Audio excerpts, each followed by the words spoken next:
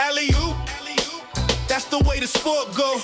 Stay the course though. This that skill oversized sports show. You screaming, this is what I'm all about. Alley-oop, alley-oop, alley-oop, alley-oop, alley-oop. Throw it up, throw it up, throw it up, throw it up, throw it up. Main and Rockstar. Yo, what up, what up, what up? The Certified Legend main event. This is the Alley-oop Sports Show, not your ordinary Alley-oop. And it's your boy Rockstar Q, man. We back outside. We got a special guest today. Man, listen, it's the one, the only. I'm gonna let him introduce himself, man. Oh, man, it's just your boy Derrick Caracter, fan with New Jersey, New Jersey's own. Let's get into it. Yes, sir. We like to get right into it. Right. You know what I'm Right saying? into None it. of that We pause jump stuff. right We grown into it. men. We jump We right jump into it. right into Right it. into They So- waving at us, telling me what's For up, some kids over there. reason, we're gonna clear something up because I don't know why I thought you was from Plainfield. Right. No, I was born in Plainfield, a hospital that they tore down. And it's, Oh, okay, that's like a from Elizabeth. Okay, you know, get a okay. hospital and let them. Yeah. Plainfield. I mean, you from I'm from Fanwood, New Jersey. It's a town within the town. But Yeah, of course. Plainfield, you know. Scotchwood, Fanwood, right? Yeah, SP, Scottsplain, H, whatever SPF, that was. yeah, Yeah, SPF, okay, right. okay. I want to make sure we get that clear. So you know what I mean. So you started there. That's where. Yeah, I started Is this Fan where with Flames. DC? Yeah, Fan with Was it? Flames. I mean- Bobby Bladboy. I just saw his wife the other day. She thought I was running for city council. Okay. I thought I was just campaigning for the men in city council right Nothing wrong with that. So let's get Nothing into wrong it. with Let's that. get in. Listen, let's get wrong. into it. You know, I jump right into it. I don't play around, man. Listen, I want to know. Politics. I want to know, man. Where did DC begin? Yo, I would say my mom and my dad. You know, I always want to give honor to those who came before me and created me. So, you know, those two and Edison. You know, we started off in, born in Plainfield. My mom and dad got a spot in Edison, New Jersey when they were together until about second grade. But up until that point, I played baseball. I was a wrestler. And I always just shot outside in the front yard. So I would say I was just a multi-sport guy, kid, just like anybody else, on them rollerblades. And me and my dad was talking about it recently. That's where the agility came in. Rollerblades. okay, You know how you got top on the rollerblades? You know what I'm saying? Yo, They that's got a it- fact. That's a now fact. It was Nah, an that's a easy fact. in and out Yeah, cross that's a road. fact. Yeah. See, for him, it was rolling blades. For me, it was tennis. Oh, word, that's dope. You know what I mean? So that's what's up, though. That's what for y'all hoopers out there, man. Listen, it's not just basketball that's gonna get you through the bop. But yeah, so Right. when it came down to it, right? So when it all began, right? So how can I explain it? Like, when did you realize? Because you said you wrestled, right? Yeah, I was wrestling. Yeah. People that don't know, wrestling is during basketball season. Yeah. So when did you finally realize, like, yo, basketball is what I want to do? I was a baseball player, Edison All-Stars. I can't remember the kid's name. The Spanish kid. You remember around that time they say he was a ringer? Yeah. He was older, right? He was the pitcher? Yeah. That was the same era I was That was in. the same. Okay. But a year or two prior, I stopped playing baseball. That was my first love, baseball. And I was a pitcher, first baseman, and a catcher. So I remember I hit these kids. I hit one kid. My pitching coach comes out trying to tell me to shake it off. I hit the next kid. You know what I'm saying? So the kid just sat me down, was like, listen, hold on, all right, because I hit, I was already throwing 80 miles per hour. Man, you had ops back in the day, bro. That sound like some get back, spin the block stuff. You kept hitting them, but God. Right. So it was baseball first, and I think my mom and my dad got tired of people questioning bringing the birth certificate to the games because I was 6 feet at 10 years old.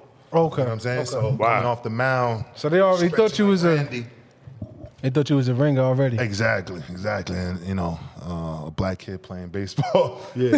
and the pitcher on top of that, you control the game and Absolutely, that's a QB. QB. Like the point guard. Right, exactly. Word up. Being the point guard. Word. I guess to deal with the amount of nonsense they was hearing in the crowd, we went to Jersey.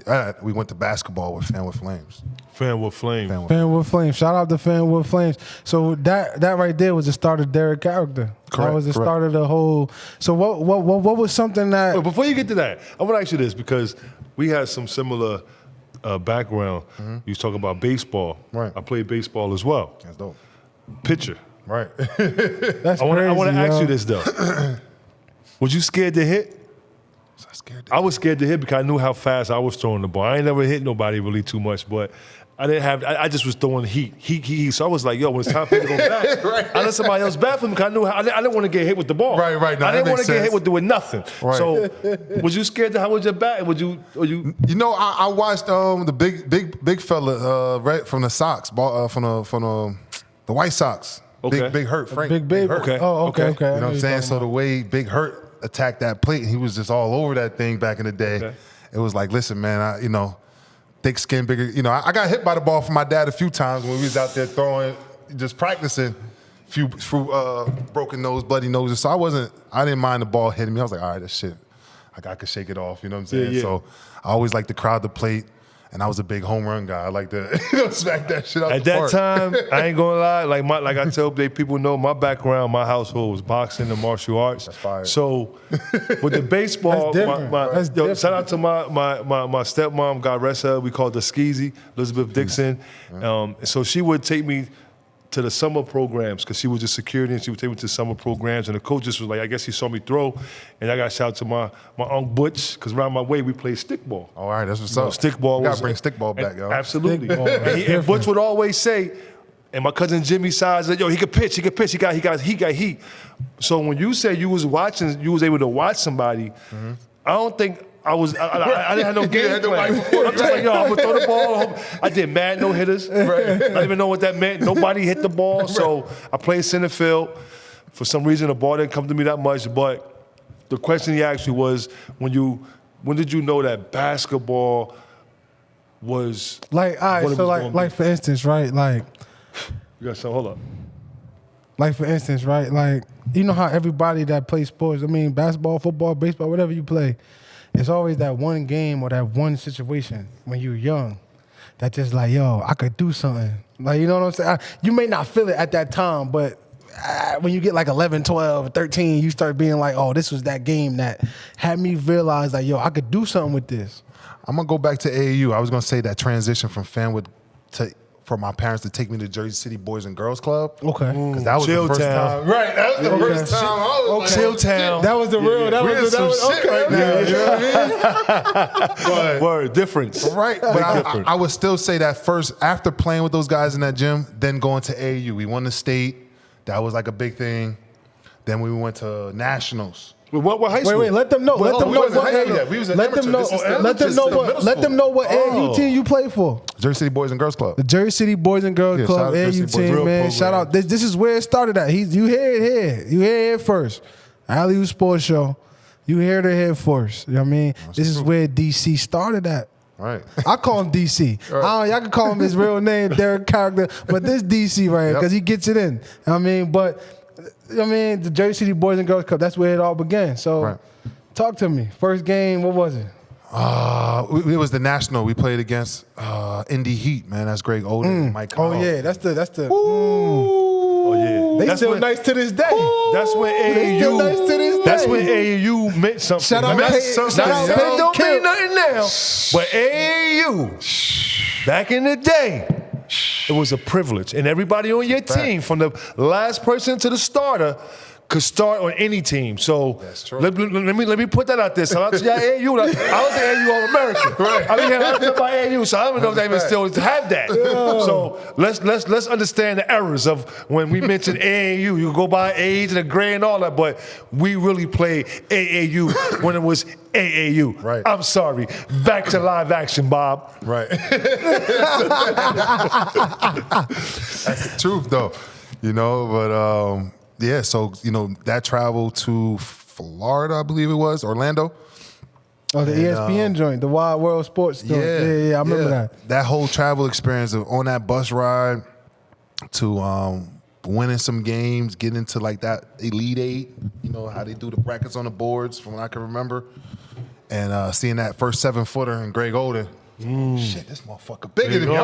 Like, I'm gonna have to chop him up. Like, I knew it just wasn't like you know when you get those butterflies, those good butterflies. Yeah. Where it's like, damn, hold on, because Greg Oden, this joke in 8th grade, he had a beard. sideburns. His shit was It connected. was like, yo, that's the real. That's the real. That's the real. Let me see your birth certificate. Yo, 13U. right. I was like, oh shit, like hold on. Like, yo, y'all sure? You sure we playing the right team? Y'all sure? But again, shout out to Jersey City, man. I had my man Khalif, Sheldon Gibbs. They went on winning national championship with St. Anthony's later on, and we can talk about that later. But I had some real dogs, some Duncan Project guys with me. Okay. They didn't give a fuck about nothing. Let's get to it. Oh, so you know what I'm that's saying? where, that's where that one thing I know, man. When it comes to AAU, if you got a lot of dogs on your team, especially from the around the way, listen, it's a certain type of energy you go into games because it's like I don't know, like like everybody around you, yo, all right, they just like me. You don't gotta worry about no. But you find out with AAU, you find out when you talk about those dogs. Yeah.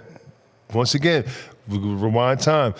Everybody was a dog, but we built that off the court relationship because you might got 4 in the room, Right. You know what I'm saying? So we together more. So when you got that group that was able to merge off the court, y'all seen what happened on the court. I'm a product of North Rams and the Gauchos. That's my product. Shout out to Sandy Payone that played with the Road Runners here and there. But AAU during that time, when you mention that word dog, it's like we gotta get back to that. Yeah, we gotta get back to that. This ain't pretty. We gotta get back to that. So look, so you go past your first tournament with the with your team, right? Mm-hmm. So when did you? I guess that was you played with them. It's probably my 7th grade year, and then coming back into my middle school. Now, what we did in AAU in that summer basketball, you said AAU was that stuff, so it carried over into that school, next school. So year. was that whole team?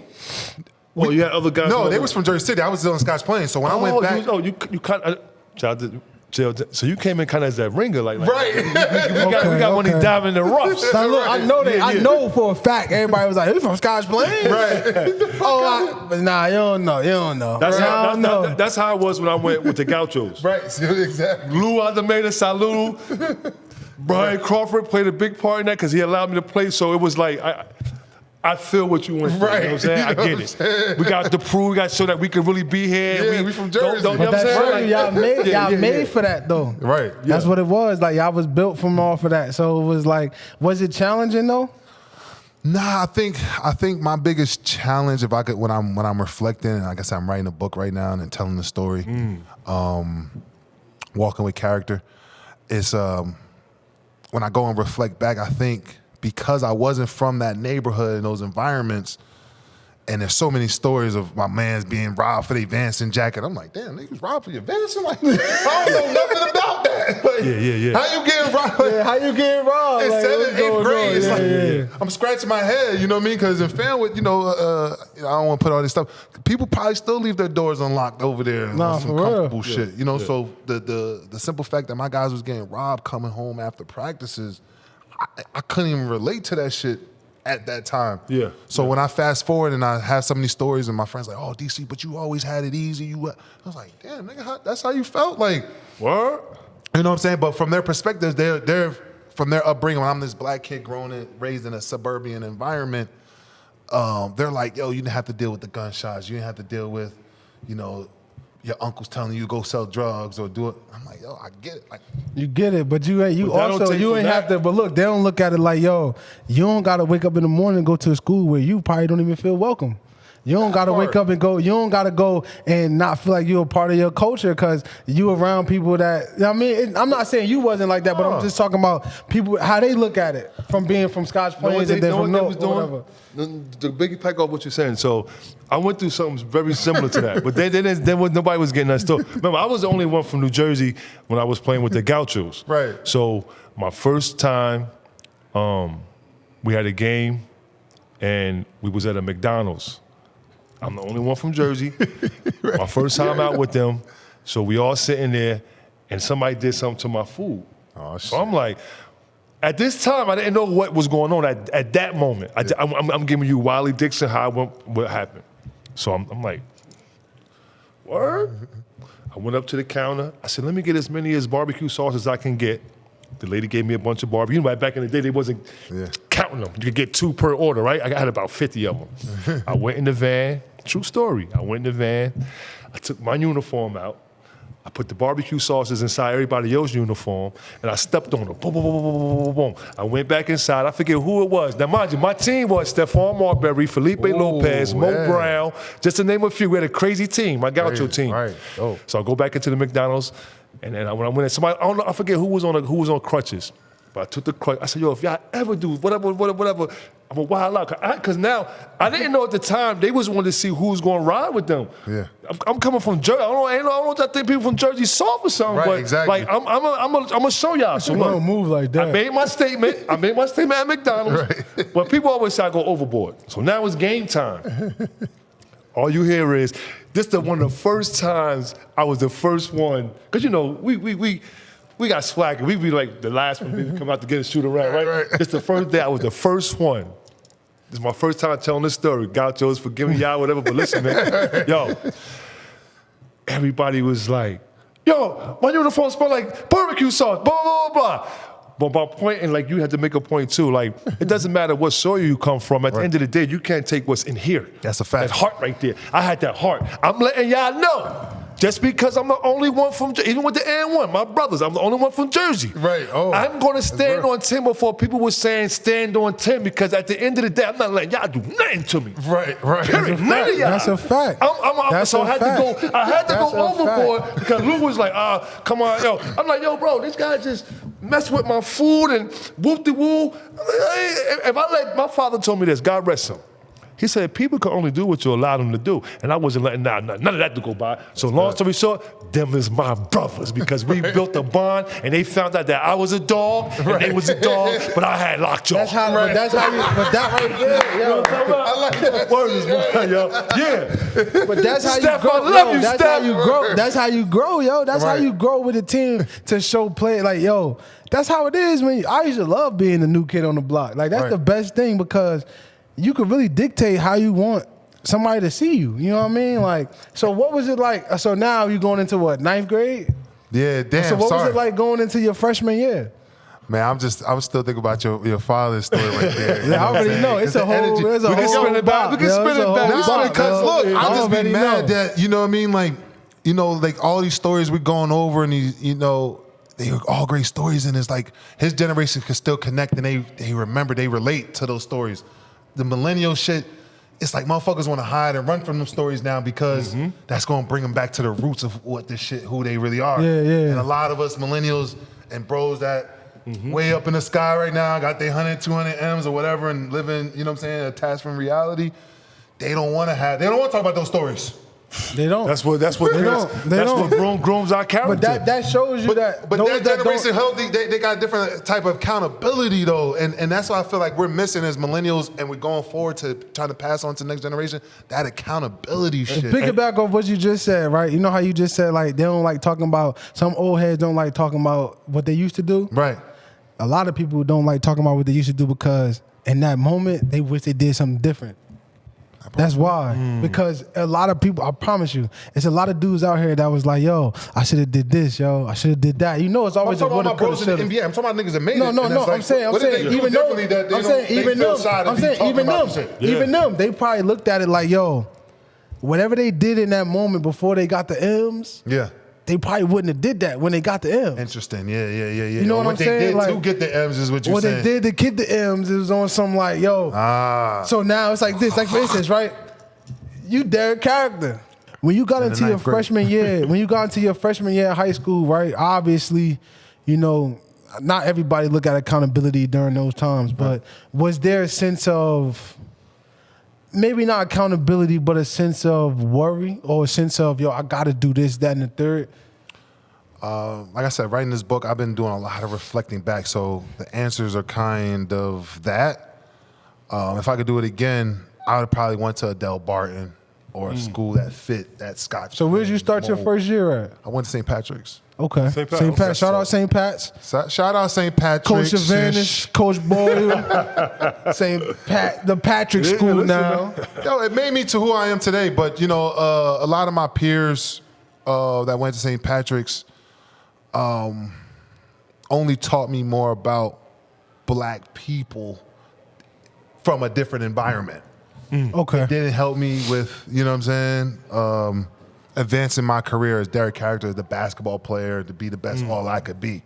You know, if anything, my family originally from Jersey City and in those type of environments, my grandfather making some sacrifices and teaming up with some guys, he decided to move my family into the suburbs and his 5 children Ain't nothing into wrong that with that. environment, you know, because his oldest son was into some real gangster shit. Yes, He's like, yes. I get my little son out of here Yeah, before get him out of here. he don't make But it. ain't that what we all want?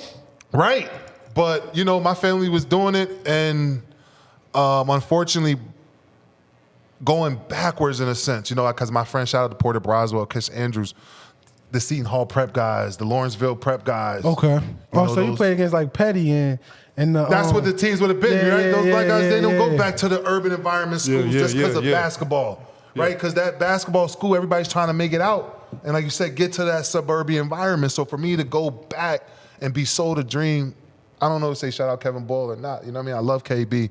But, you know, sometimes like to get KB on the phone and have these real conversations about the conversations we had when I was a child, they don't exist right now. So do you feel like? Do you feel should like? exist. They should. Do you feel You know what I'm like? saying? I love KB. You know what I'm saying? Basketball genius, and some of the conversations we want to have about when real it come to ball, yo. When it come to on. ball, yo, KB could probably teach you everything you can Come know about ball. on. But the thing is, yo, a lot of coaches they know ball, they don't know life. They don't know life. You know what I mean? And then, I remember, they wasn't raised like how we were. You know what I mean? Like they wasn't.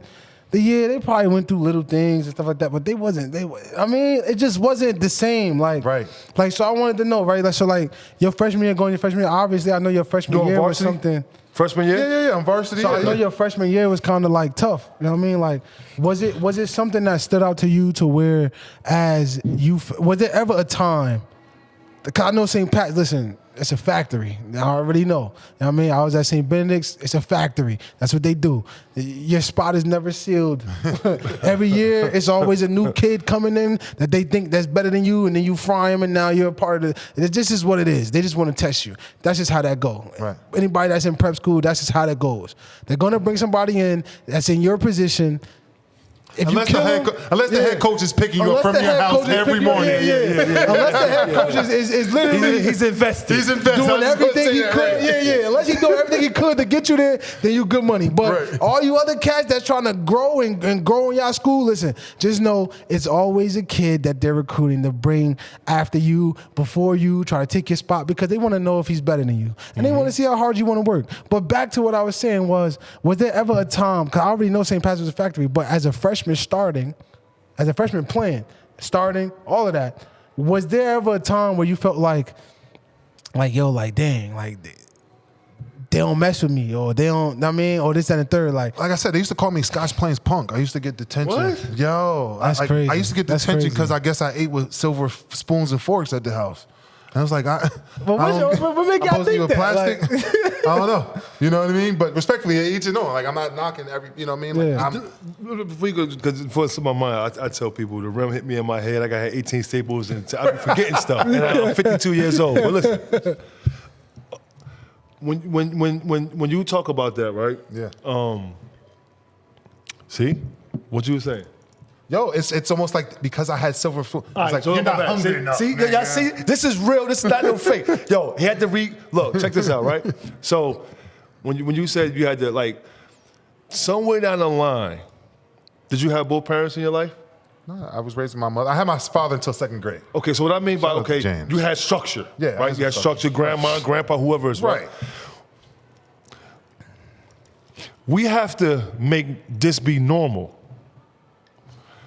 It seemed like every time we see a story or something, it seems as though like we have to go through some hard time. You know, we have to have been homeless or sleep in a car or like whatever it is. Like, no. The Creator take us through certain things, but we have to make sure we embrace and acknowledge those that's doing the right thing. That's It's a fact. okay to have That's to a come fact. from a foundation. I was blessed to have both parents in my life, my grandparents, but my dad never lived in a household with my mom. They got married later on. Right, that's gangster. That's good. But it seemed like if you come from the projects, if you come from the black area, whatever you want to call it. Right. It's like we get a better opportunity, but the kid who's doing everything he or she's supposed to do, from getting good grades to being mannerable and respectful, keeping their room clean, doing everything asked and expected of them, oh, it's just what they're supposed to do. No, man, reward them. Right. We gotta pat them on their back. That's how it be. When they say to you, oh, I tell you what, when people be saying that you gotta come from these big towns and big cities, I learned it take 8 ounces of pressure to knock somebody out. I'm not trying to get physical, I'm just trying to tell you that it doesn't matter where you from. It doesn't matter what soil. The Creator gonna give us different things and obstacles That's a fact. that we have to That's go a through. fact. Because even He wanna see what the Gauchos want to see, what the team He want to see, and even God wanna see who gonna be His dog. So look, That's good. Understand? So look, He wanna and that's see what that. that's what I love about the whole simple fact of like going through different things. Like, remember when I was telling you earlier, I mean, off script, off camera, I was telling you, like, I've been through some stuff that, I mean, a lot of people my age wouldn't be able to go through, right? But it's the simple fact that, like, I was raised to go through it. Right, You know what I'm right, saying? right, So right. it's like, yo, I love the fact that you think that I can't do this and can't do that, because my parents raised me not to think that way. Right, So right, here's right. a question for you. Going through the whole, you know, being from Scotch Plains and all of that, they calling you the Scotch Plains punk and all of that. Do you think that going through all of that created the heart and the will to not want to be that?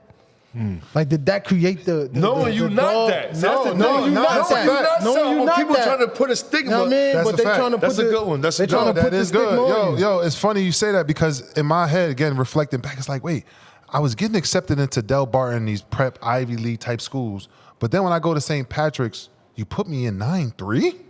Now, and each class had 9-1, 9-2, 9-3. 9-1s for your honor students, 9-2s for your average students, 9-3 was your athletes and your badass students. The students that they just felt like they could get by. Yo! I already know. So I went to Del Barton, getting accepted in this high academia where a third of the school goes to the Ivy League school, to then getting placed into a 9-3 academia school in an urban environment with motherfuckers that was just tearing up class. I wasn't getting no learning done in there. Wow. And I'm the Scotch Plains punk. Like, how does that work? Yo, it was crazy. I mean, listen, it just... It goes back to those statistics. Right. Because they put you into, once you switch your demographics, the powers that be, I like to say, they like to cause control chaos. So, okay, you just said yourself and you proved academically that you're not just an athlete, you're a student athlete, Right. but being that you shifted your soil Right. to come over here to where they already They probably looked at it like, oh, he came from Scotch Plains because he got in trouble, Right. or something like that. He You know what came I'm from saying? Scotch Plains because he got in trouble or Right. something. Put him in Or they two classes away from counting But little did they goldfish. know, Right. he was just a smart kid that played ball and he wanted to go somewhere that'll get him further in his career. That's all. And this is why I tell you about KB, because I love KB, man. There's no shot, you know what I'm saying? But it's just like, yo, Keep it real over here, KB. Listen, if you want to blame anybody, blame me. Kevin Hey, Boyd, man, you know Kevin Boyd, I love listen, you. listen. Elizabeth, all that. But listen, we Listen. talking. Listen, I'm not everybody going to has speak stories, on. KB. So I'm not going to speak on what I So speak I on. love you, yo. And we gonna say, But, we always say, we you know love what I mean? y'all, but we got. I remember you cut me, but I ain't gonna go about all that, y'all man. You cut me because I fraud your son, but we ain't gonna talk about that. But yeah, so he was the coach, he was the head coach grabbing me every morning. You know, so he knew my inner thoughts as a young kid knew how that you went to felt, his yeah. camps as an amateur before I went to high school. And I was talking to KB about what it was like, oh, I really want to go to Del Bar in Lawrenceville. And it was always shifted, like, you don't need to be with those rich kids. You don't need to be with those type of guys. And so it's like you shift me into an atmosphere of, you know, my peers that didn't really fuck with me versus an atmosphere of guys that, you know, when you go to Del Bar in Lawrenceville Prep, those kids are already made. The parents are doctors, diplomats, CEOs of Fortune so they 500 look at companies. you as if you one of them. That, and it's like, oh, he's the basketball. Yo, feed that motherfucker. We know we ain't going to the NBA. So we Let's gonna be get him. good. We gonna be good. You see what Yup. Kyrie did at the prep school? He did before breaking records at 1,000 points, then came to St. Pat's. That's a fact. They still honor him more, I'm sure, at the school he went to before he went to St. Pat's, because he had to buy St. Pat's to That's keep how them it is, alive. though. That's how it is, though. So your choice, when you said, because I'm listening, right? And you went to the school in Jersey City, right? Yeah. No, I should have I'm went sorry, to you went to St. That would have Pat's. been I'm a sorry, you went to loyal St. Pat's. move. But you went to St. Pat's, right? Hey, No, you went to St. Pat's. When you wanted to go to Del Barton, because those are considered the high academics and stuff. Was your focus on want to go to continue basketball, or was it that you leaving out that you being that student athlete that you was groomed coming from Scotch Plains? Coming from Scotch Plains, look, they picked on me in that public school until I was at that first article my 7th, 8th grade year. I was the black kid that was causing too much trouble. I was the class clown a little bit, right? I was joking around. The assignments were easy to get through, and I like messing around. I was a That's kid. what happens you know what I'm saying? I was when you having know too fun. much. Mm-hmm. You know, so I was sent to the principal's office one too many times. My mom was like, listen, I'm one of the, it's just me that's taking care of you. I can't get getting called to this office. Kill him with kindness, what you said. Smile. Yes. Do not talk back to these teachers. Smile. That's a fact. Right? So the teacher started hating me because I'm smiling. Every time they correct me, I'm that motherfucker that's like getting under your skin because I'm smiling. Yeah. I didn't know that I was getting under your skin. Yeah. I was just told to smile and I not was just talk told back. to smile, not say Yes, nothing. yes. You understand what I'm saying? So I was dealing with some of those discrepancies in Scotch Plains High School until that first article, and then people started changing. The girls started acting like, oh, yeah. It was like, yo, you was just calling me stinky, sweaty because Yeah, but I now- hoop every day before school, before class. Then I'm stinking in class. Now you want, Now you want to talk to me. So I wasn't accepted in Scotch Plains truly either, and so the to go to Del Barton or the Lawrenceville Prep, I knew the high academy and my Jewish brothers, David Ginsburg, shout out David Ginsburg, miss you, bro. Absolutely. The high academy and academic, high honor Josh Schwartz. I'm thinking their names right now, so it's messing me up. They weren't able to go to those schools for academics. So me as an athlete, they see me as an athlete. For me now to have those same schools consider me to come to school, I was like, oh shit, I'm about to one up these motherfuckers in Scotch Plains. Yeah. You know what I'm saying? So you had a point to prove. Right. So I looked at the Del Barton as like a preppy. I was like that prep black dude that liked throwing on the college shit down right now. You know what I mean?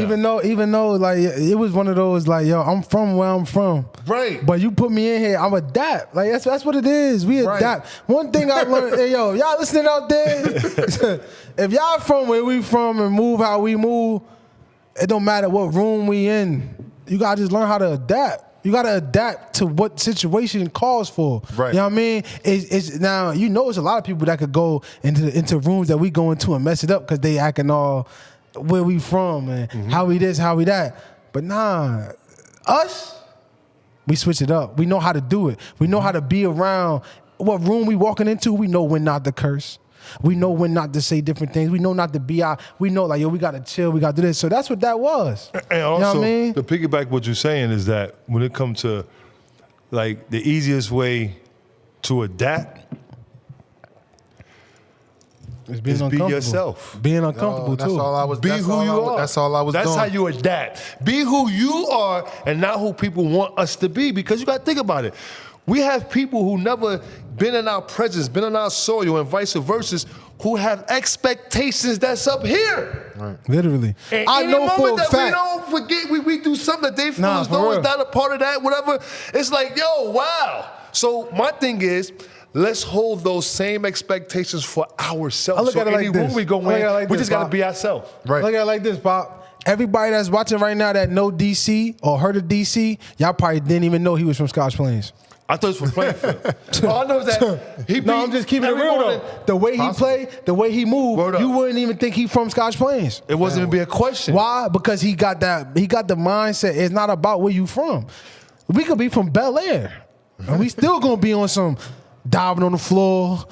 Oh, I got a scut, I got a scrape, I got this, I got that. That's those love wars People right Yo, there. like you People said, I get think mad. wrestling, like, you know, in this body, I was like, yo, I could get tossed around. I play football, and the shit, I bounce right back up. You know what I'm saying? get right back This up. shit don't faze me, or I used to in football when I used to hit somebody and break through that line, I hear the wind coming out of his body.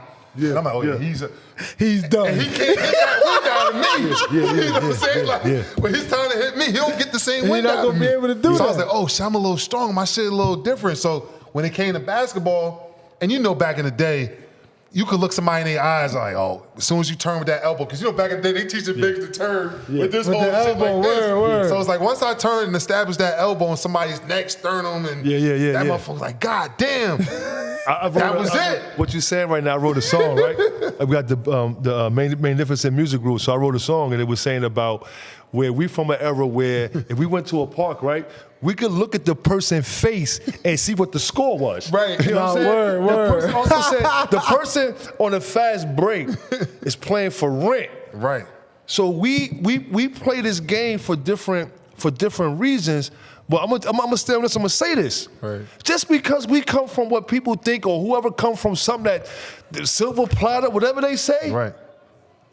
What's wrong with that? I don't know. Try me. Nah, but here's the Try question I me. always wanted to know. Like, This is no the matter question I where always you wanted to from. know. With you being from Scotch Plains, right? Yeah. And then you going to St. Pat's. Did that develop the dog in you, or did you always have it? I always had it, man. I think it forced me to be like, oh, these niggas think I'm playing like this. Like, Okay, so it forced you to come out the Like you said, cage. they think I'm soft. It forced you to come out the I got a cage. silver spoon and fork. You got to nip this in the butt early. You know what I mean? You got a whole season. Nah, that's a fact though. Because like I said, I wrestled and I played football. I got hit with baseball. You know what I'm saying? So it was like, fuck it, yo. Like I was rollerblading. I fell on my rollerblades and had some crazy scuffs on that concrete. Going 30, whatever, you know what I'm saying? Like, I got some real wounds just doing dumb shit in the suburbs, I guess. I don't know, everybody do dumb shit. You ready to get into it though now, right? Yeah. All American, big dog. You know what I mean? As you went down your path with St. Pat's, you did your thing. You did what you needed to do, so-called. I mean, in our eyes, you did your thing. You did what everything you do. But we want to know what it was like being in that moment, being in that time. I mean, you had a crazy draft class that you got drafted out of. You had a crazy college. College though? No. We going down that whole. I'm saying we going down. Oh, you're I'm saying because you got to remember. memory lane. No, but you got to remember his draft class was also his seniors that was with him. So Nah. they wasn't. Nah, that was the thing I was telling him. Like, I wanted to touch. It was like, yo, my senior year is the first year they implemented the rule not be able to leave. Oh, not being able to leave out of high school. Oh, So you would have been gone. wait. Your year was what you call? Was that Corey Fisher? It's me, Greg Oden, and KD. It's the top Oh, yeah, kids in the that's- class. that's- That's oh how my they go God. accordingly to who's getting Did drafted. y'all hear what he just said? Did y'all hear what he just said? Energy, KD be having our little bullshit back Greg Oden. He got we stand up there, you know what I mean? Right. And see, Sheesh. we got KD's crazy, story yo. is crazy, you know what I'm saying? And it's just like... So what did it feel like for you being, a top athlete at that time and Yo, I was from going Jersey. Yo, through? we went to slogan, pressure bust pipes. It wasn't bursting me. It wasn't. No, I'm saying. We I'm love saying that no. shit, you know I'm what I'm saying saying? during that time. I'm saying when was your moment when it meaning like you went from the Scotch Plains punk to DC?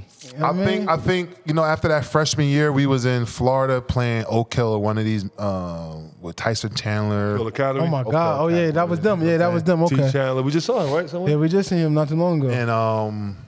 And I made a game-winning backdoor pass. The play was for me to shoot a three, but KB gave me that like, yo, make the right read. If you're open, shoot it. If Mike Nardi, they would send another. Shout out Mike Nardi. Shout out Mike Nardi. They was like, if we're gonna set a back screen on the right wing for Mike cutting back door. A lot of plays that we ran in camp. You know what I'm saying? KB So it's camp. something that you could just read. Yeah, Right. yeah. You know what I'm saying? And we ran the play. They hedged out of me, and I just hit the back door, bounce pass, game over. You know what I'm saying? Then that was like the birth of Derrick Caracter and this high IQ freshman that was able to play in these big moments on a big stage in Florida as a freshman. I wasn't starting. I didn't start, I came off the bench and I was playing big minutes. That's not a problem though. At all. Not starting is never a problem. No. Yo, But y'all players it's out who there. finish. Yo, don't ever be mad that you're not starting. I promise you that. Don't ever be mad that you're not starting because it's all about who finished the game. I promise you. Grandpa always said as that, soon yo. as you get He your asked number that boy. call, it's time to turn up. Period. I don't care if you play 30 seconds. You could do something in 30 seconds, bro. You could get 6 points in 30 seconds. Hold on, 30 seconds. You could get 2 steals, a rebound, and something else in 30 You're talking about seconds. 30 seconds. I'm gonna tell you something. What he's saying right here is very true facts. And what we all saying is true facts. Listen, Right. I remember I'm in high school. We're playing against Roselle, and that's like our rivalry besides Elizabeth. So it's Roselle versus Linden. God rest my cousin Tariq Saunders. God rest Gene Brown. Gene Brown came down, hit a three-pointer. I came down, hit a three-pointer. I ain't known for three-pointers. He came down, hit a three-pointer. I hit a three-pointer. He hit one, I hit one, right? This dude, Andy Morales, to this day, it's still rent-free in my head. Andy Morales didn't do anything the whole game at all. They put him in the game. This guy hit a shot from the corner all net. He's a hero. You know what I'm saying? So, like he said, that 20 seconds, whatever it is, remember, guys out there, women, men, girl, male, female, opponents are competitors waiting for a chance to steal yours. So it doesn't matter how much time you get. The key to it is what you do with the time that you get. Andy Morales, if you watch this, salute, you beat us at the Dunn Sports Center and it lives rent-free in my head. Yo, shout out to Wise, Gerard. He was at the foul line. He was a little older, and everybody was saying, "Get Wahid a 40, get Wahid a 40." So this really sits in my mind, guys. Take advantage of your opportunities. But nah, yo, I love it. I love that. I love the fact that, I mean, listen, this is what it is, though. This is what basketball is about, man. Like, it's about the journey. You know what I mean? So for you to be able to go from the Scotch Plains punk to DC to All-American. I mean, I ain't gonna get into the next part because I'm gonna let him do it. But if y'all know, you know. But to the next part. But check it though, right? So now we into the part of being an All-American, being top in the country, being your draft class is wild. You just named 2 names that people probably already know, and if you know, you know, because he's not playing around with them. But talk to me though, like, so going into, you started your freshman year at Louisville. Yo, I didn't start my freshman year then. Yeah. No, I'm saying you started your first year of college at Louisville, right? So what was that like? What was that experience like being at Louisville under Rick Pitino? You know what I mean? Experience, also expectation. Go ahead. And expectation. Like, what did you feel for yourself being a top prospect coming out of New Jersey, being a top prospect coming from St. Pat's? Being the, like you say, having KB as a coach is kind of like my dad sending me to a D1 school and everybody, the coach is gonna look at me like, yo, your dad vouched for you. You know what I mean? So basically KB is he's the one that sends everybody out. So how did that feel going in your freshman year and being It was a nightmare. No, my life changed. We keep it real right here. That's all I'm gonna say. My life changed. I was having a good life before I went to Louisville. My expectations were probably too high from being able to be one of those guys, being able to make the leap from high school to the NBA, not having that opportunity to partner with, I think Sonny Vaccaro. Sonny Vaccaro missed the opportunity to. Oh man, come on! He missed the opportunity to sign LeBron. When Nike offered him $90 million, and Sonny went back to, I think, Adidas or Reebok. Adidas at the time was like, "Yo, give him 110." He was like, "We're not giving no high school kid $110 million, right?" Yeah. Little did they know, right? LBJ, but so they had a lot of money left over. So I know on the back end they were talking about. OJ was going to get 50. OJ Mayo. Yeah, Mike Beasley was going to get. Okay. Mike Beasley was going to get 20, 35. Those were guys. Your guards. They weren't really marketing Tim Duncan at the time and Biggs, the KGs. It wasn't. Even though it was kind of it was a guard play. It was a guard. Even though that shit was hard, KG shit was hard. Like a lot of kids, I guess, wasn't buying them or the Duncans. You know what I'm saying? So they knew it was a harder sell for Biggs to sell shoes. So they was gonna put a lot of money into Mike Beasley. OJ Mayo, and then Greg Oden and myself, we're going to get, 10, 15 million for a big guy. That's smooth, though, fresh out of high school. Right. That's what like that's like 100,000. I mean, fresh out of high school. Like, you know what I'm saying? So to be talking about professional realms of things and getting money to then going to college and people thinking I got money and I never got any money in college. There wasn't no NIL to get that No clear. NIL deals. We had boosters, but it wasn't no NIL. You were being crucified if you had an Eddie Lau on your team. I got a question about that too, but I'm going to wait till later for that one. I'm going to wait till later for that one. I do want to talk about those times, like the 20 years that just came and gone, where it's like, yo, when guys was getting money in college, you was a demon if they thought you was getting an extra couple of dollars on the side. Yeah, that's a fact. You know what I'm saying? That was one of the biggest things. They said Derrick Caracter didn't want it. I had Eddie Lau running around with me. You know what I'm saying? Okay.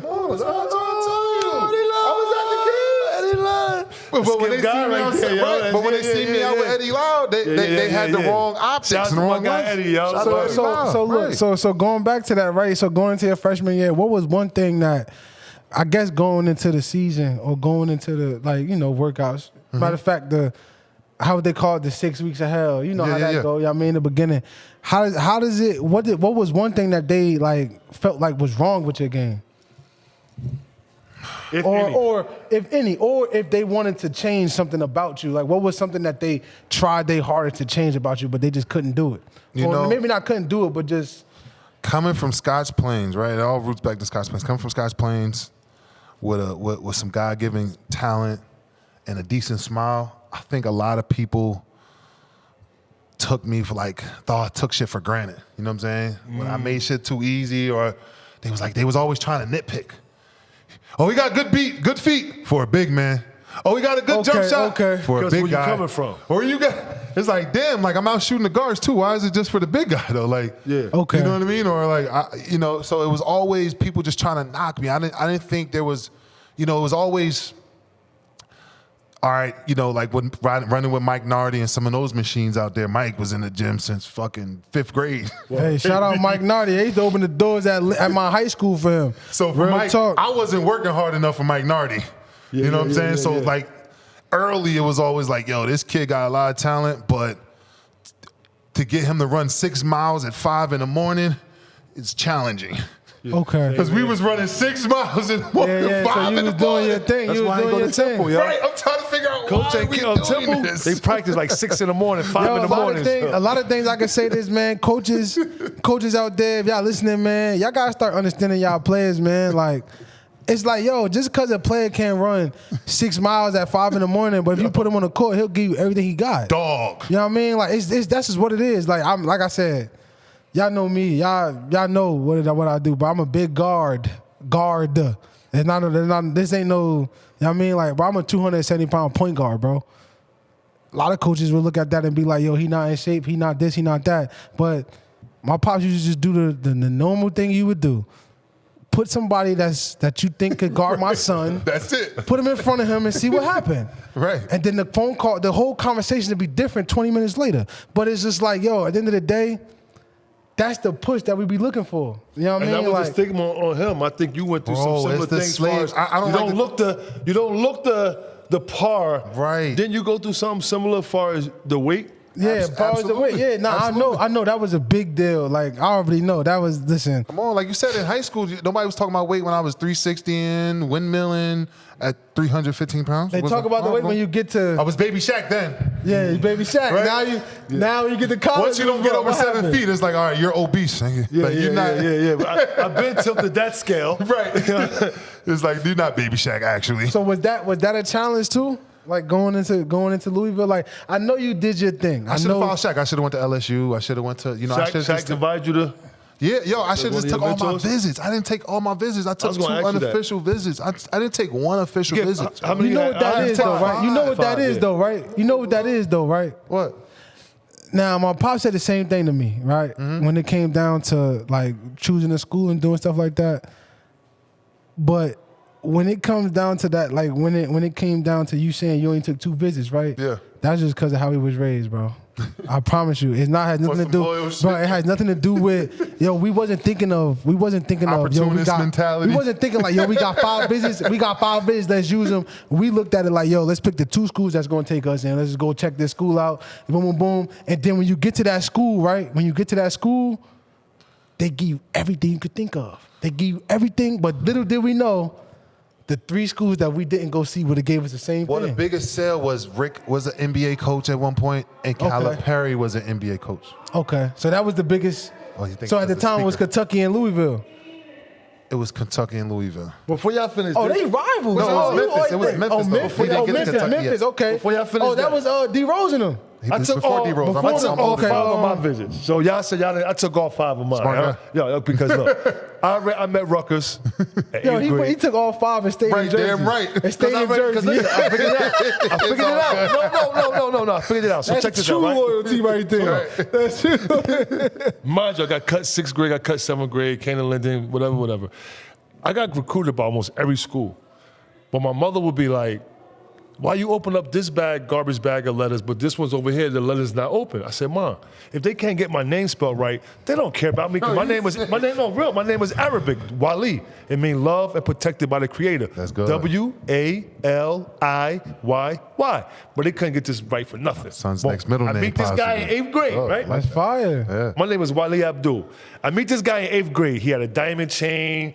He had a black hair with a streak right here. Dripped out, right? His name is Chicago. Shout out Chicago. That's baby. that was my NIL. Understand? We talking about. Yeah, If you know, you know. Yeah, That was his NIL. Five If you know, family you type know. stuff. You better not try to name your kid Chicago after this. Nah, you after can't. this joint. So I knew I was going to Rutgers, right? It was all about love. Because Rutgers would send me letters. Shout out to Bob Wenzel, Jeff Van Gundy, Eddie Jordan. That's who recruited me. But they would handwrite it, like to my name, Wally Dixon, and they writing all this little stuff with a little marker. I'm like, wow. Right. Now you got to remember, I didn't grow up. I don't know about the ACC. I didn't know anything about any of that stuff. I just wanted to play the game. Right. So boom. After that, I went to Rutgers was my last visit. I went to Pitt, had a good time at Pitt. Had such of a good time at Pitt. I went to Duquesne, Oh, Duquesne, yep. Georgia Tech, because if it was my final would have been Georgia Tech, Yo, I ain't gonna lie, Pops. Florida State. I ain't gonna lie, Pops. So you got Rutgers, Going from Georgia Pitt- Tech, Florida going from Pitt State. to Duquesne is wild. I just told you why. I just told you why, bro. Shout out my homies at Duquesne, but yo, going from Pitt to Duquesne to Georgia Tech, it's like Duquesne, you out of there. Listen, no, but listen to me. Listen, guys, listen. I go to Pitt. So the coach says, I think I was at Pitt with what's his name that played for the that's my guy too. Tall, bro. Played for the Knicks. He was wild. He's like us. Not Calvin. John.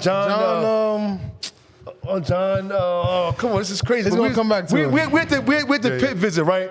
And the coach, remember the Ottomans? They got the Ottomans, but they got the wheels on it. John almost came to me, big fella, big man. Not John, Campbell. I'm trying to You think. talking about the tall Not 7 Sally. foot dude that we was he always showed up at the Rutgers joint? I forgot his I name can't though. think of y'all. This is Okay. crazy. My bad, bro. He like But listen, 7'1". Nah, John, whatever. But anyway, we at the crib, and this guy is at this guy's house. I forget whoever the coach was for Pittsburgh. You remember this because your wife made the burgers with the buns. I never seen buns with the burger dough. after You this. put the dough on the grill. I never seen this before. It's about that shit. suburban stuff. But anyway, you put the buns on Talk there, about that and you got suburban the bun cook. Well, not John Sally. But anyway, he's on the ottoman. And he's rolling around this guy's house. He's like about 6'10", and he's flying all around. I said to myself, "Oh yeah, this guy, wow! If both of us come here, this ain't gonna be good." But the coach told me, he sat me down, and he said, "Listen," he said, "We had a guy here. You got to make sure if you come here, you can't do like a guy that came here. I'm not sure what happened with Salud and Mike Goodson. For those real balls from Elizabeth, New Jersey, Mike Goodson." And I was like, okay, I don't know what he did. I had such a good time. They got the 4 rivers. They took me to Hula Hands. I had the best ribs I ever had. Mwah. Best Hula Hands. And they got this thing, like a little slope. They got the 4 rivers. I had a good time. Now Duquesne has sent letters like this. They just wilding now. They breaking just laws at this wilding point. Yo, I'm going, Coach. You know what? I had a good time at Pitt. I might want to go to Duquesne. I went to Duquesne visit. I took my visits, man. Right. I took my But visits. now look, Get all right? your visits in, I did y'all. I know we get I did into my it, right? visit. Get all your visits in, fellas. Get your now visits look, in, man. now I know visits is unlimited And team now. camp. I know they're unlimited now. Oh, but damn, they unlimited now? I mean, to be honest, I didn't have 5. I mean, I could go to any school I wanted to. Right. Everybody, a lot of the dudes that I was around, that was top in the country, they didn't just have 5. They Right. went a couple rounds, Right. But I graduated towards the end of that middle part of. I mean, we graduated towards that middle part where they started allowing you to go do more than 5 visits, right? Crazy. But Okay, that's good shit. one thing I want to know is, right? You know we gotta talk about them diaper dandies. Yo, the diaper dandy, man. You know what I mean? That's all I'm gonna say, man. Diaper dandy. If you get called a diaper dandy, you already know you one of those ones. You one of them ones. How you say? He's a diaper dandy, He's baby. a diaper dandy, baby. Know what I mean? He Not does too it. many could feel that, yo. Not too many. If you don't Not watch too many. sports and you don't know what a diaper dandy is or who says the legendary diaper dandy, his name is Dick Vitale. Right. Shout out Dick Vitale. You know what I mean? I know you cancer free now. Sarasota. God bless you. You know what I mean? Listen, but he called my man's DC a diaper dandy. And when you get that type of, you know what I mean? That's like a, whoo. So talk to me. Like you said, me. hearing the diaper dandy, I knew it was a staple. But then, this particular day, hearing myself being called a diaper dandy and then following the assassination on my character, like, you gotta get it together, baby. You are Okay. I was like, oh shit! Like, I ain't never hear Dick follow up with that line. Like, after he talk about a diaper dandy, so I knew I was in trouble, yo. And I just at that point, you seen that movie Ant-Man? Yeah. So I went from like DC size to like this to the little ant, because it's like, oh wow. In a matter of moments in my fucking So was it like sick? Did Coach ever come to you about that? Hell no. Once, I seen Coach talking to Dick before the game, before he sent me home. I was like, wait, I'm not coming outside to the bench with the team. And then he went in the office to go speak to Dick.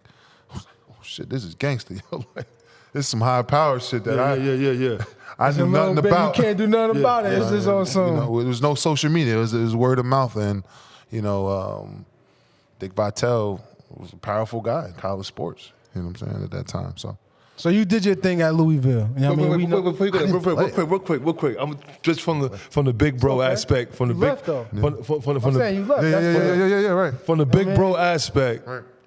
I'm listening hands on from your story, right? I wish, man, like when we going through these things, which I call that journey, right? I could tell you. Sometimes we may have some kind of resentment towards people, whatever. But just listening, man, like. Everything was calculated, and it's something that you had to go through. No, it's but true. we ain't trying to hear that when we going through it. Right. So Absolutely. I'm telling you, at 52 years old, the more and more I hear your story, when Dick Vitale, someone who gave one of the most highest praises when he said that, if he ever called you a dapper dandy, right? It was a staple. That stands on when Kyrie Irving said 5,000 guys make it to the NBA. Mm-hmm. Or whatever that number is, it's on that standard. So, but now, being able to tell you what that was is that now you said that you went from here, and then you described it being down to Ant-Man, shrunk my right? confidence like Ant-Man. Yeah, but man. I was no longer a superhero. At those moments, though, you got a person who said that if he said you're a dapper dandy, but then he also said you got to work on some things. Right. I'm gonna tell you what it do for us, people like us, right? From that moment, we did something and we was looking for a okay from someone or people. No, it gave us an opportunity to find our identity, who we are. That's good. Yeah. So we don't take losses. Yeah, it felt bad because when you at that age going through the moment, we're not even registered to understand what I'm saying right now. It's not even a thought. We're mad. We're like, hold up, this guy. Oh, I feel bad. Oh man, wow. The person who called me, because no, not too many people got called a dapper dandy. And I was one of them. He never called me a dapper dandy. So to have that accolade, listen, I could tell you now. And you might know now, I see every morning you do give a knock. Bruh, all that stuff was what groomed us to be who we are right now. But we don't understand it at that moment. But for those that may go through this or whatever, may be here one day and then feel this way right here, nah, because when we here, and for whatever reason we may go down a little bit, it's because we trying to fulfill someone else's expectation because we have to fulfill our own expectation. Right. If that make any sense. No, it's funny when you saying that story. I seen that scripture story. I got sharpened back up on my Bible, but what's the guys that was dancing in the fire? Abednego, shit. You know the three names. No, my pastor down I just seen them dancing in the fire. We was dancing in the fire. We didn't know he was even dancing in the fire. Boaz, and Abednego. Right. My pastor down, shout out to my pastor down South Carolina, man. Listen, man, with the spoon, I love you, brother. Clifton with the spoon. So think about that, right? Yo, we was dancing in the fire, and we didn't even know, like you said, what was molding in that fire. You never know, because we was in the moment. Right. So what was that? All right, so you leaving Louisville, right? I know it wasn't just a regular, yo, coach, I'm out. Nah. What was that conversation like? Was it bittersweet? Like, was it like a yo, coach, I'm out of here, y'all ain't got nothing for me, or was it on some, I'm gonna be respectful? That's the one coach, time I wish I listened to somebody, but I was so fucking mad. We were playing at North Carolina, Elite 8 to go to the Final Four. Tyler Hansborough, Ty Lawson, Wayne Ellington. Oh, that was them. That was Okay. Tyler Hansborough. Yeah, he was. Tyler was on that. Yeah, they giving him College Player of the Year back to back to back. It was like, God damn, y'all gave this man College Player of the Year 3 years in a row. You know why? But we ain't gonna talk about that. We ain't gonna talk about that. So that was that college basketball time. He was him. Hansborough. Right, he was him. You know what I'm saying? So for me to draw the first 2 fouls on him in an all powder blue arena, we in Charlotte playing the Elite 8, so it was all Carolinaed out. You know what I'm saying? So we already had the crowd and the refs kind of 50-50 against us. So for me to get in after I backed up Dave Padgett, I was the second center. I draw Tyler Hansborough's first 2 fouls, knock my free throws down, so I had 6 and 4. Like, I'm coming to get double right away. Yeah. And the last play of our possession of the first half, this one was an obvious foul from Tyler, but it would have been his 3rd foul or whatever. So as I'm like, damn, I'm looking at the ref, I got fouled. I'm on the floor, I'm looking at the ref like, yo, that was the fucking call. Like, damn. I didn't get back up fast enough and to get in the play. The half was over. Yeah. There was no way I was getting in that play, but this was a nitpick. Rick was looking at me with the devils of, like, them eyes the coaches displeased. This guy right here. Yo, he was looking at me like he was so disappointed. I'm looking at him like, damn, like, what are you disappointed about now? You know what I'm saying? Like, why you mad now? Why you mad now? You know what I'm saying? Like, that was just the Jersey energy at the time. Damn, I'm just trying to please you and play. And there's always just something, and shout out to Rick. He was a perfectionist, and I just didn't get it at the time as a young Jersey guy. There you know go. what I'm saying? That was just there you go. rambunctious. He was ready to go. He was ready to go. Know who else like that? Know who else like that? When we're going to get back to Rick, but know who else just like that? And I had to tell this guy, I had to tell my other son the same thing. Sandy Pione from the Roadrunners. It was Sandy right. Pione. This is bringing me back to the Sandy Pione. Listen, they would come home. Yo, Sandy said I should have 2 pair of socks on, or my sneakers not tied the same thing. I said, listen, yo, if Sandy say anything to you, that mean that he see greatness and he care, yo. Right. Like Sandy, listen, Sandy will tell you straight up. Right. Nah, yeah, just like Pete Crawford. Nah, this ain't this time. Right. So for Coach Pitino to see these things and to go back to what I said, I wish we could understand those things, but God don't make it like that. But right. I wish he just had a little more capacity. I was a suburban kid that needed that good love. Let's say if he didn't care, right. I don't think the caliber person that he is, let's just say coach that he is, he wouldn't have tried to I don't think he would have been saying nothing to you. For you to be 1 pound, yeah, he wanted greatness. He wanted you to be 10 pounds less. You know what I mean? Right. You know what I mean? That 1 pound pissed him off. It pissed him off. Yo, he don't want it. I'm gonna show him I want it more than him. But like that. But that's what my pops trying to explain. Like, we don't see that in that moment. You know what I mean? Like, and that was his theology. One of the rules, that he put in all his players. You got to have your PhD, son. Your PhD. So poor, hungry, driven. Wow. And though Coach was from Brooklyn, he came from a positive environment. I didn't come from that. You know what I'm saying? So even when he was trying to preach his ideology of being poor, hungry, driven, it was like, damn, like back to what you say, it's like, damn, I gotta be poor to get a hungry, chance. Feel like this, to feel get like a chance. this, right? Wait, I gotta be poor, hungry to be driven? Nah, like, why I always gotta be poor and hungry? Because we know, I know so many of us that are poor, hungry, and fucking complacent as fuck. Yeah. They ain't got no drive. They okay with being where they at. That's a fact. But then again, you gotta remember though, it's always though it's cause I think they look at it like the more people that come out on top is the ones that were poor, hungry, and driven. And the ones and it's so little that comes out that was like for the culture of America. That's why I say I'm into the one of my clothes, Gen Gap. You know what I mean? Like bridging general gaps of missing information and understanding. Mm-hmm. Yeah. Whereas like that generation, those times Rick and them guys was born and raised, that was just a whole different era. Everybody was poor. You know what I'm saying? Like everybody was immigrants trying to get out of the mud versus the Dutch and the German people who's established in the country running the banks. That's a fact. You know what I'm saying? Everybody was getting out the mud. So it's like, yes, of course, we understand you was poor, hungry, driven. But now as you're coming into different, like LeBron's son, he's not poor. He's not hungry. But I'm sure he's driven the shit He's that hungry. he's hungry to as get on fuck. the court. Yeah, yeah. He hungry He's to trying play. to prove a point, even though he's LeBron's son. He's had everything handed to him in the world. He still got some dog in And it's him. crazy because, yo, I respect Bronny. Right? Hey, Bronny, I respect you, bro. I Right. respect you because, yo, you know how much pressure you got on you, Come bro? on, Bronny. I swear, Salute bro. A to lot of Bronny. dudes, a lot of kids and a lot of guys that's...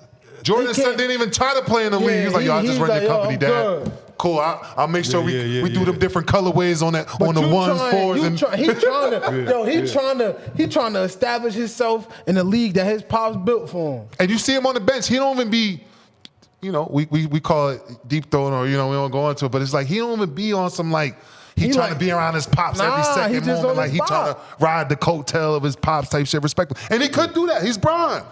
Yeah, He have every rightful so to do that. When you got a great father, why wouldn't you?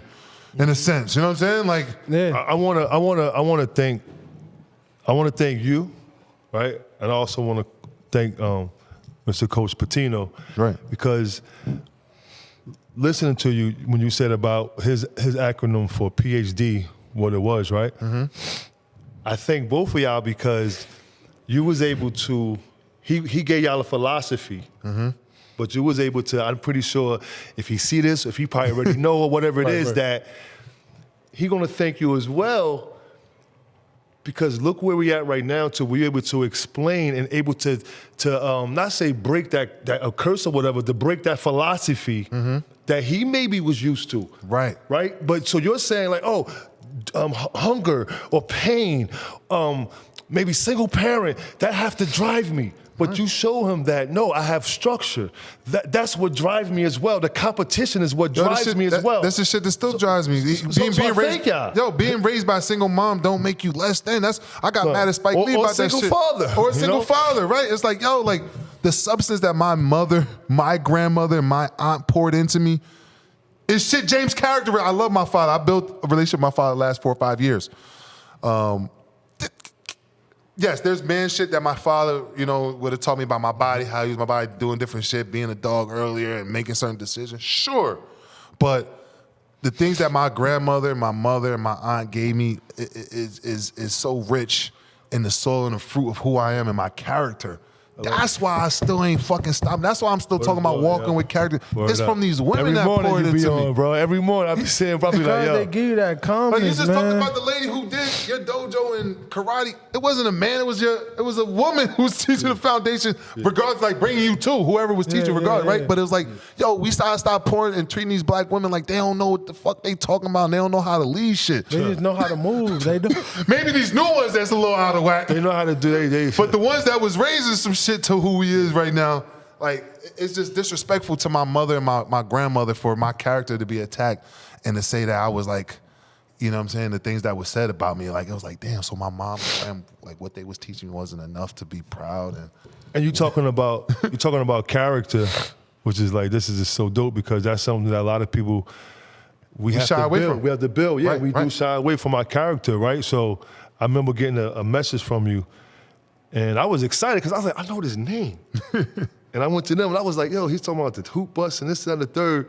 And you once again, like, you opened up a door for me and you was like, yo, yeah, meet up at such and such. And you hooked me up with the hoop bus guy. So I didn't get a chance to physically in the same air to say thank you for that. And like, you opened up that door. My son right away was like, oh, DC?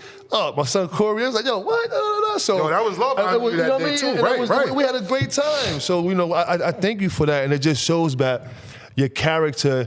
And, you know, they say when I was doing the and one stuff, we broke barriers or different things like that. Back to Coach P, he had a philosophy. You broke a barrier because you showed that, you know, that don't have to be what drives us. Right. That don't be what drives us, but the creator made it to where at this right here, this is your philosophy, coach. It's been working. This is what I gave you, but there's going to come a time to where none of us know, but there's going to come a time to where this philosophy is going to be broken, but now he's going to be able to take that and enhance his PhD. Right. He's going to be able to enhance the narrative because he have human beings who have went through what he has set out, right?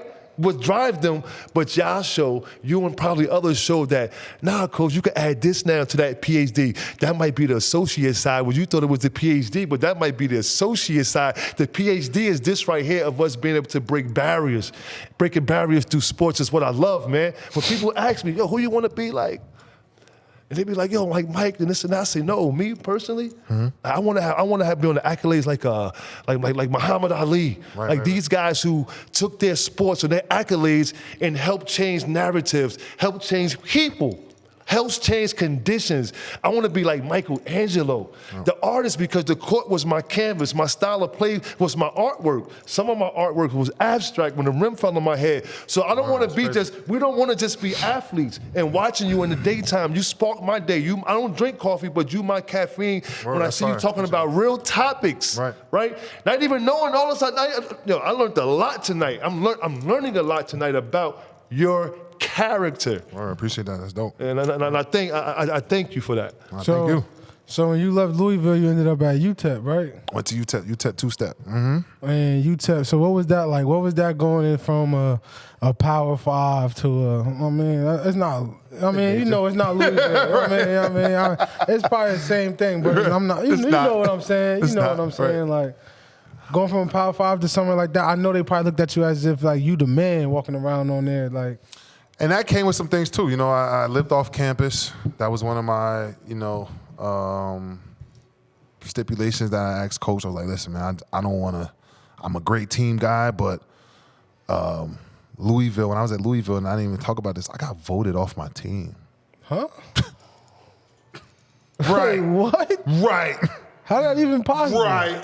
So, you know what? Let me ask you this. I got to ask you this. Being a big shit bro, hurt my I got to feelings, ask you this. I got to ask you this. All right. You know how they say, there's two sides to stories, right?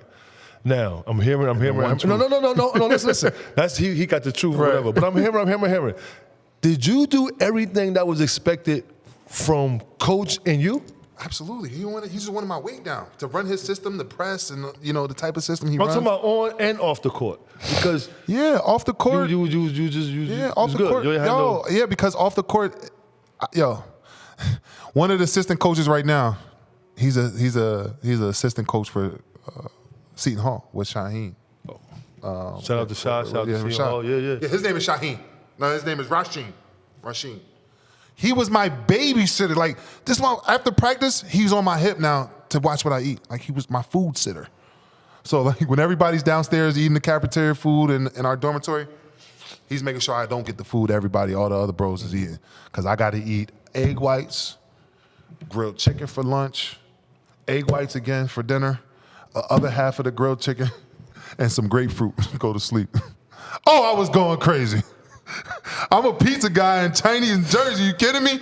To start eating grapefruit and grilled chicken, and then practice with Rick. Like, come on, practicing with turn to savage. You turn me into a monster, Rick. Because now, what it did to my body, great. Now I got more energy. I'm all cut up, and then you're still not playing me. Oh yeah. So now you just building something. Now I'm grabbing everything on campus. Now you got me with this 6-pack. Now I got the ladies coming at me. Just because off of the body, I'm like, oh shit, this is new. Because we big fellas, and if you know. This was new to me. Now women coming at me because of my body. Oh, I was collecting everything on campus now. Everything is mine, and I'm respectfully going to my team. It's like, yo, you used to fuck with Shorty. Like, are you done with her? Or you, like, just because I'm trying to have her come through and spend some time, and I don't want you in your feelings. Before Netflix and chill. You know what I'm saying? And dudes would be like, because everybody feel they big mans on campus. So I was like, all right, cool. I just want to run it by you. T-Will being specific. And, I took too many of T-Will's former ladies. I think that's where, when I say off the court stuff, I was I was being this ladies guy. You know what I'm saying? My main girl, I don't want to say my main girl, but my high school sweetheart who was going to be my wife from my life, Asia Davida Bundy. Said the name. Right, she tatted on me. I still love salute that girl. to her. Right. Yo, everything over here love. We just tell, salute, man. She's into what she's been into since high school. God bless her. And it's all love, you know what I mean? Yeah. But I thought that was going to be my girl for life. And so, when I went off to college, it was like, listen, just don't be messing with too many guys where it get back to me. That wasn't a fair thing to ask. But in college, I was real selective in college. And And so without going down that wormhole, you know, the only thing I say that I could have done differently was to just have a college girlfriend. You know, have that one girl where One girl she's that's in the with you, library. that's with you through it all. where we wasn't competing, you know, because man, you know what I'm saying? Once you a certain guy on the court, now if you That's how they getting the gonna shit look off at the you court, everywhere, every time. right, Yeah. right. And so, you know, it was just ammunition I was giving my peers. If from looking at it from a business perspective, a business standpoint, it's like, DC, just stick to one little drink because you'll have whatever you want when you get to the next round. Yeah. But everybody in this amateur basketball still, everybody's still competing at your colleges, high school to try to be an NBA player. So it's like, yo, be the business professional, motherfucker. Where And you talking about that next round? Wasn't you? Didn't you get drafted or? Yeah. Who was in that class? So, or what happened? So like Yeah, that what draft happened? What's class, going on right? with that? So I know you mentioned earlier, you know what I mean? You said a few names. And he gonna drop some more gems on y'all, but that draft class was different. But going at UTEP, you feel me? Like you had to produce something for NBA scouts to see you. Right. You know what I'm saying? So UTEP is not no. You know what I mean? It's not a big time school, but yeah, it's Tim definitely- Hardaway come out of there, but y'all know what you're saying. No, I'm saying at that time, Right. I know what you're saying. It's been 30 years, 30 or 20 years. At that time, it was probably a few years. I mean, then Derrick Caracter. 'Cause I remember watching the game. I think y'all was playing. I can't be Oklahoma. mistaken. It might have been Middle Tennessee. Okay. I think you had like 22 and 12. My brother kept telling me, like, my older brother, shout out Corey, he used to always be like, yo, my boy DC playing right now. Yo, we got, Word up. I mean, he on the game. I mean, Word, that's we used to respect. I always love that. catch, That's- we used to appreciate always that. catch some Word, games. what's up, So, Corey? like I said, at that time, I was really locked in on ball. So I was watching basketball from every angle, from, you know what I mean, like, kids that was supposed to be better than me, I'm watching them. And so to be able to watch you, my brother like, yo, DC on right now. I remember watching the game. I don't know if it was a game winner, but it was definitely like We had some game winners it was over a in Utah. big bucket. Like Right. it was a big bucket. Like it was a bucket that was like, it was like a spin around. Like it was some crazy Right. joint. I was just like, oh nah, you know what I mean? Like, oh nah, yo. So now every time I'm like, yo, DC playing again. I kept asking my brother, like, yo, DC, when you play again, yo? When you play again? Now I'm checking ESPN. That's and dope, word, this is, respect, but this is dog. before I had a phone to where you could go to ESPN and all that. So like, what was that like? Like I know UTEP was like one of those like, oh man, the dog off the leash. Like that's what it felt like. It felt like it was a. Nah, for sure, man. And you know, shout out to all my UTEP bros, man. I should have definitely did another year with them. I was too thirsty, and you know that's one of the things I try to teach these kids now is with that program, Walking with Character, is running your own race. You know what I mean? Identifying with yourself and those who come before you, and focusing on your character. Like, you know, again, what fits you. You know, and I was such a, you know, with them changing the rule coming out of high school. What rule is Since that? then, What rule? like, What rule being is able to that leave you right talking out of about? high school. You know, being able to, you know, not leave right out of high school. Since then, it was like I was chased. Like I gotta get to the league. I gotta, You gotta get to the league. yeah. Every year, me not in the league. Now I start thinking about Chris Duhon when he should have left Duke When earlier. he should- People yo, talking that's a about fact. it. You know what I'm saying? So every year out of the league or not in the league, and you remember Earl had got drafted the year prior, left Louisville. Before you could just transfer and do all this NIL shit, I was sleeping on a couch in fucking Virginia with my uncle, damn near halfway depressed when I was transferring schools, bro. You had to sit out a whole year. Oh. There was no transferring and you going to no. Oh yeah, you definitely had to sit out. Yeah. Damn. Definitely got to sit a whole For me year. not to be in trouble because That's I what knew I I was was going to be going in through. Newark or somewhere goofy where that's not even my neighborhood, just not in college. I was going to be somewhere not in the Scotch Plains, right? So my mom was like, yo, let me send you to Virginia. I lived with my uncle. He's a sheriff, you know, correctional officer in the prisons. He's sheriff, works for the government now. But I love my uncle. We wasn't friendly. Like, we wasn't cool. He was an officer. You know what I'm saying? Like, you know, like, he was strict, you know what I mean? And I'm still that kid from New Jersey that just wanted to, you know, I was fucked up on the couch with my pit bull Bernie. And, you know, that was my dog right there that got me through that shit. But, you know, and Anthony Stringfield was a football player. We did some workouts in his garage, you know, keep me alive. But yo, that was a tough time to lay on his couch. I didn't even have a bed. I was on a couch for 6-7 months as this athlete, trying to figure out the next school. And when I picked UTEP, it was great, man. I had to start over with Tony Barbie. I had to put some dogs from Memphis, Tennessee. and I was the captain. I was leading them into believing in themselves. That's when I found out I had that superpower, because it was like, yo, I'm telling my guys at UTEP, I'm like, yo, fuck these niggas at Louisville. Like, I was there. I'm telling you, like, yo, the only difference is they play on TV a little bit more. And we in here comparing who's in the, like, we about to be playing against these motherfuckers. Fuck them. You know what I'm saying? So, like, I would encourage my guys who wasn't getting those high major recruits. And here I was now coming from a high major, like you said, into this mid major.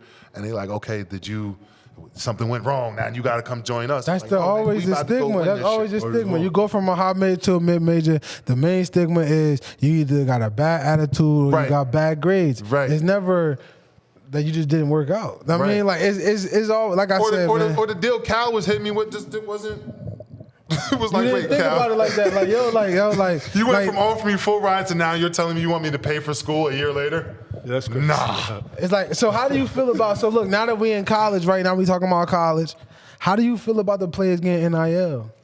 Yo, it's great. Earl doesn't like, he's like, yo, he's getting a million, he's getting crucified for this shit. It's like, listen, bro, just like your generation, guys before us, when we open up the doors and the portals to make it easier for the next generation, that show you the greatness and the stain that you left behind. Power. Yo. That's right. Like, where coaches, whether the coaches hold themselves publicly accountable for the mistakes they've made, they all talk to each other behind closed doors.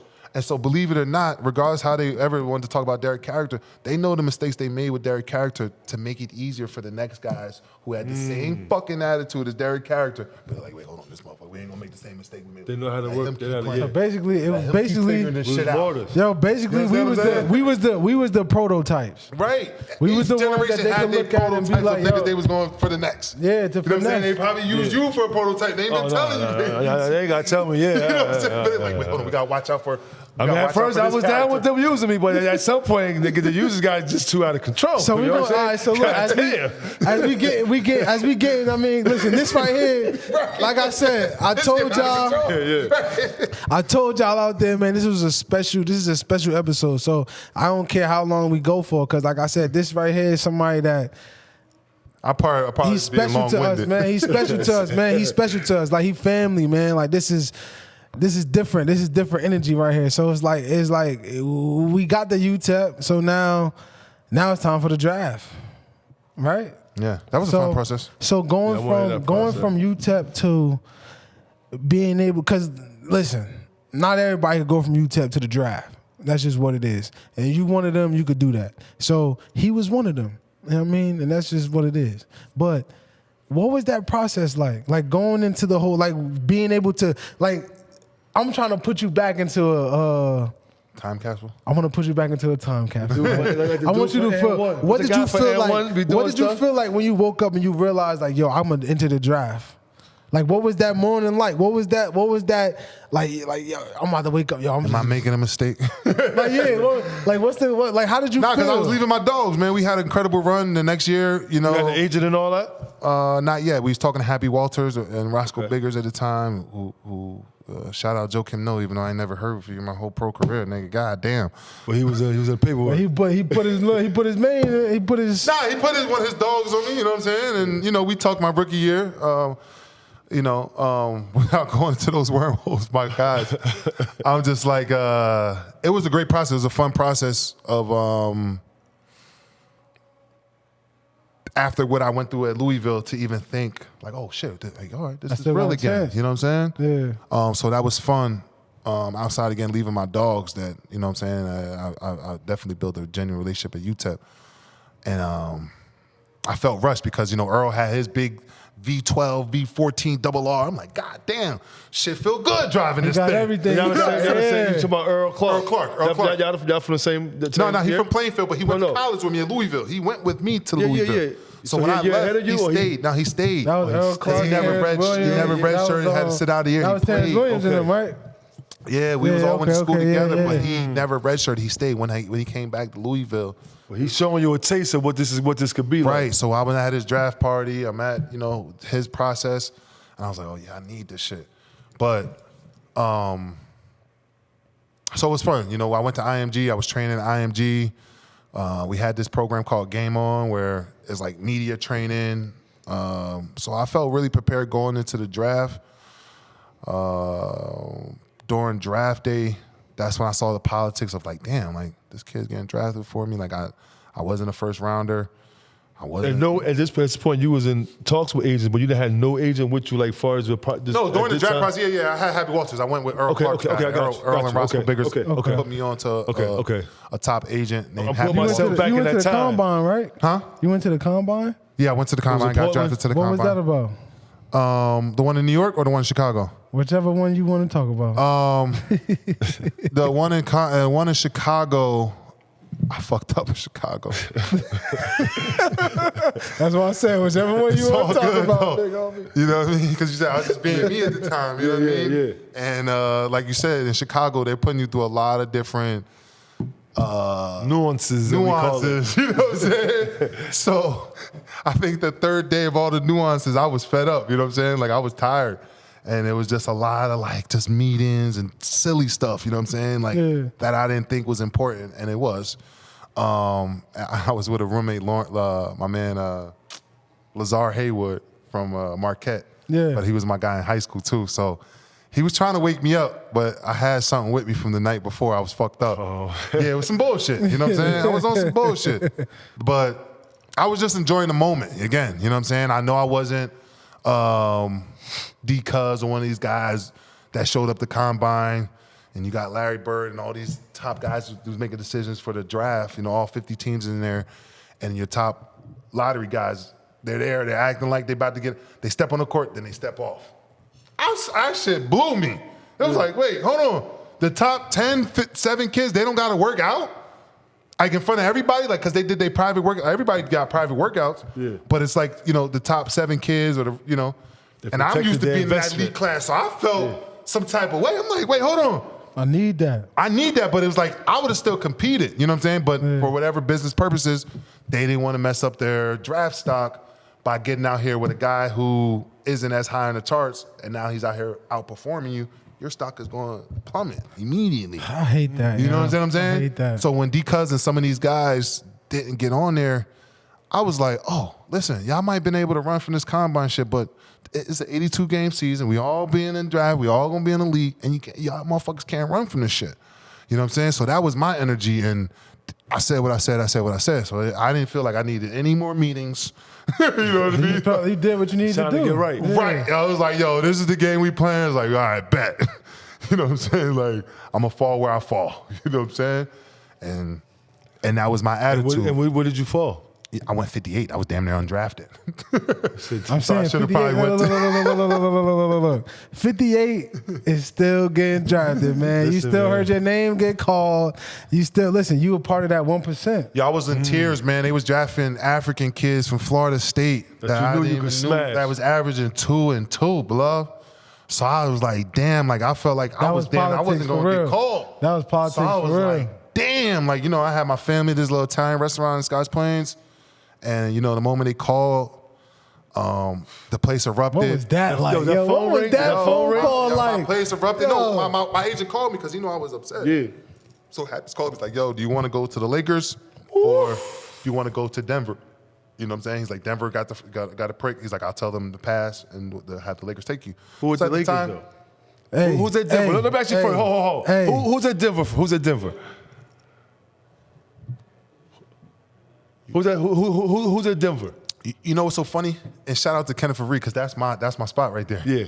Kenneth Reed took that next deal, and you see what happened. Like, yo, respect to Kenneth Reed. He didn't have to go over there and really like put up no crazy. You know what I'm saying? Like he got his rebounds and he became the mammal, right? Yeah. Kenneth Reed became the mammal, right? But you know, I remember the Denver Nuggets scout coming to me was like, yo, you know, you already spent 2 years with Rick. You got to do another year at UTEP to wash off, like to kind of have an even balance of like, you spent 2 years with Rick, 2 years at Barbie. Kill the noise with Rick. Yeah. But by me doing 2 years with Rick and only a half a year with Tony Barbie, they were still leaning on the word of mouth, whatever Rick was saying. Yeah. So I should have went back a year.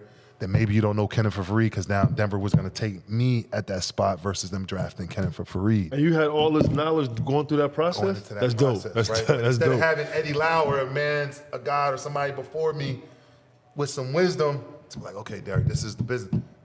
As an 18, I'm making the decisions of when I'm going to the NBA and not. Yeah. Now who the, So during that time, who the Lakers? Yo, who the fuck? no. During that time, who was in your draft class? Like, who got When I got drafted, with when you? I came out, it was that class of DeMarcus Cousins, John Wall. Wall was on his whole teach me how to dunk. Oh, yeah, everywhere, So it was John Wall, D. Cuz, Paul George. Damn, who they paid? My man. Because after they paid him, he disappeared. I don't care, bro. But he worked his ass off. Damn, I see his face because he was in LeBron's camp. He went to Kentucky. Damn, he was a guard, yo. Y'all know who I'm talking about. Eric Bledsoe. I already know. You ain't got to say too much. Eric Bledsoe, man. The guy. The geyser. That was the guy over there. He was a bucket. Listen, man. He bled. Right, he bled. I know, bro. That John Wall took a little of the spotlight, but after E. Bledsoe, same thing with Ty, yo. That's why I tell people, I'm like, yo, y'all gave me that 60, 70, 80. I'm like, bro, I'm reinvesting that shit to be even better. They, the league, they pay certain guys, and then they disappeared, man. You know what I'm saying? And then I challenged some of my bros off camera. It's like, bro, like, we not the same because you got paid, and you lost the love for the shit. Yeah. You know what I'm saying? Like, they said they crucified Derrick Caracter and never paid Derrick Caracter because they said he didn't love this shit because of weight. And he ain't wanted enough because of what? I'm never gonna look like KD. You know what's crazy? You know what's crazy? They putting the same type of feel on Zion. Come on, of course. But that's why I say if they let Derrick Caracter perform, I'm the big bro who helps Zion Williams now, who's able to talk to Zion. No one else could talk to Zion. Because you've been in his shoes. You know what it feel like to but have Zion, but we're different shoes because now you already gave Zion $300 million. You gave Derrick Caracter $300,000. Stop. Yeah, So now I can't talk to Zion because it's like, who is this? Zion got a shoe. But guess what? He got a shoe and then didn't play. The story. Right. Once the story's out now in the documentary, now it's on Netflix. Now you get a couple superstars to staple it and be like, yo, DC was him and this. What he's saying is now it's going to change. Now it changes. It's always going to be the people that be that help assist us in time of assistance, whatever it may be. That's not in our circle, because people that we grow up with, maybe that's in our complete circle, they're not going to be like, yo, nah, don't do that, because they know yes men. You know what I mean? So it's going to take someone normally outside of our normal that may catch our ear. But again, when I say Brother Zion, whomever it is, because I believe that the Creator doesn't misuse us. No, that's true. So this is so dope. I'm over here just in like, wow, like I'm just in awe because, we hear people's stories, right? Mm-hmm. But when you hear it from what they say, the horse's mouth, right, to hear it from you, to be up here with my son and y'all having this dialogue, and this the sports guy, you know what I'm saying? Right. But it's like crazy because when he was saying about, when Corey, my other son, was saying about, that's DC playing against this player, and y'all saying these names, and I'm like, I remember sitting there, you know what I'm saying? Right. Listening to this conversation and also watching you play. So, bro, I swear, this like, we right would never turned on. Like I said, bro, my brother used to put me on to everybody, like, when it came to hooping, because he knew how much I took basketball. Like, I took basketball.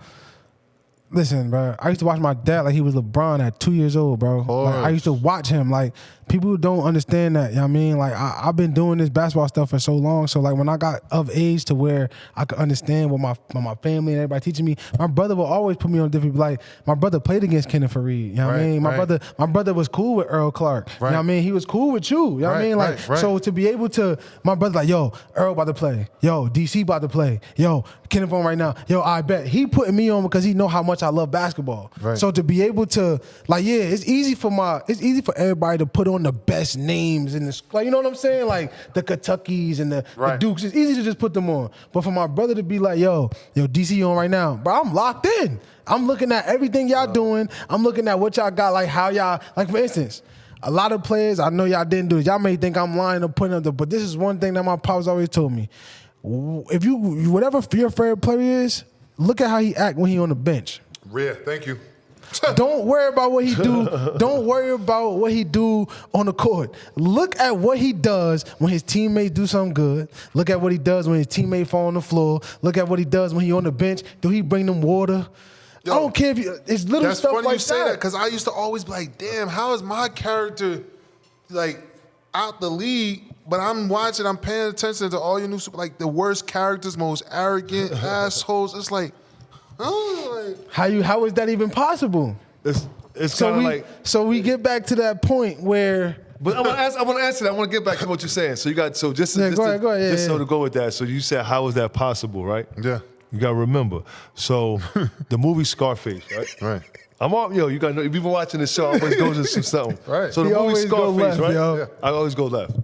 The movie Scarface, everybody in America was wearing a shirt with Scarface on it, right? Well, listen, shit. The energy Was behind that shit, too. Scarface That's the man, funny. though? I got That's one at the true. crib too. It wasn't Scarface. That wasn't who the man was. Right. You feel me? So the way that America is that we glorify the wildest stuff sometimes. You know what I'm saying? No, it wasn't Scarface. It was Sosa. Sosa was the guy. Sosa was you did not see. And I'm not glorifying none of this stuff. If y'all doing anything illegal, any of this stuff, right. we're just using I'm always gonna go. I got my own way I do my dialogue to make sure everything is Got clear with right this social here, media yo. stuff. But listen, what I'm saying is that you didn't see everybody wearing the Sosa joint. Right. That was the man. Mm-hmm. So to go back, what you were saying was sometimes the wrong thing is glorified. In your case, it was a good thing. Now, I'm going to say this too. Mm-hmm. I forgot what we was talking about. I go when the rim fell on my head. Man, listen. No, man. I'm just playing. Let's get into it, though. I want to make Let's sure get into it, that bro. But you get what I'm saying, though, right? Right. Yeah. Scarface was glorified. No, it was Sosa. So in your case, go ahead back what you were saying, then you could figure out what I was trying to say. No, I just think a lot of people, like you said, misunderstood, man. You know, we were coming from different said that, we generation to generation. And with stories not being told from each generation, there's been like misinformation being passed down on how we I talked to a Nick scout now who had the opportunity to save Derrick Caracter's career as far as taking another chance with him in the NBA. The Lakers took an opportunity. Shout out to Mitch Kupchak. I appreciate you always, man. Mitch Kupchak taking an opportunity on me. He was the next guy that could have took an opportunity on me. And, you know, all of us playing basketball, and if we make it to that level, to play at home towards the end of your career, if you do got a career left, if you got something it means left, everything, right? So he had the opportunity to bring me over to the Knicks. And the last 2-3 years I've been working NBPA camp and dealing with stuff, trying to create opportunity for myself around the NBA. I'm in this refereeing program now. We'll see what happens with it. But I was in a coaching program the last 3 years, and us forming this relationship, this particular Nick scout, the last 3 years at Nick camp, he's like, man, when you were playing, like, I just want to apologize. Like, I was listening to the he said, she said shit, and your character, like, I've been fucking blown away how you deal with the kids at camp, how your professionalism is, like, totally not the kid that I thought I was not drafting or bringing over to the Knicks. You know what I mean? So now he texts me scriptures every morning, like he thinks he's doing so. It's like, I appreciate the scriptures. Like, I'd rather talk to me though, versus you just sending scriptures every morning. But that's that generation. I understand where he's coming from. It's like, yo, you know another thing that kill people? I smile. Kill people supposed to be smiling no more. Nah, because everybody think that, yo, we smile during the bad. Right. We smile during the worst. And we smile during the happy, so they don't know what we feeling. They just know that we some good dudes and we good. I mean, we got good hearts, but they just look at us like, yo, we big, and once we get mad, we just going. But little do they know, like, we got hearts, man. Right. Like, we care about the next person more than we care about ourselves. Unfortunately, big fellas being that's why my son, we not on that time at all. You know what I'm saying? There's no need for it. Yo, it's like, you know, when I go back and I reflect on my career, even going to different countries, in the 20 different countries I played in, it's like I made 8 more NBA players off of working with them, like a player coach, giving them some more skill. Like, yo, how you do this spin or how you do that? Giving them just passing it along.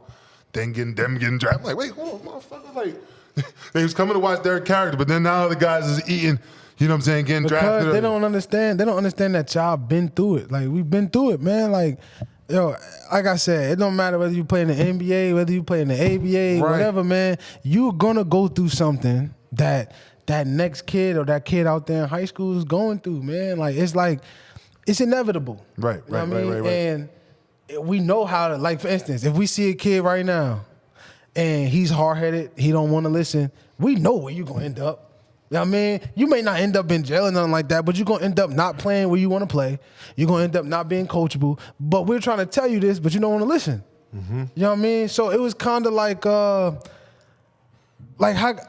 so we could get into this. See, or I was gonna say, or for me, it was like, yo, if that kid is like that, it's like now for me, because I was that way in a sense. It's like, why not coach that kid on where he can fucking do that shit? Yeah, where like, he that's can do his that. personality. Yeah, that's a fact. He might be a ball. He might be an entrepreneur. He might be Like Draymond, basketball like Draymond. and being coachable. Right? He's an They put entrepreneur. him- He's about to start Steve the news. Kerr put Draymond in a position to where he could bark, he could do whatever. He don't even score. Yo, this guy's a Hall of Famer. He don't score.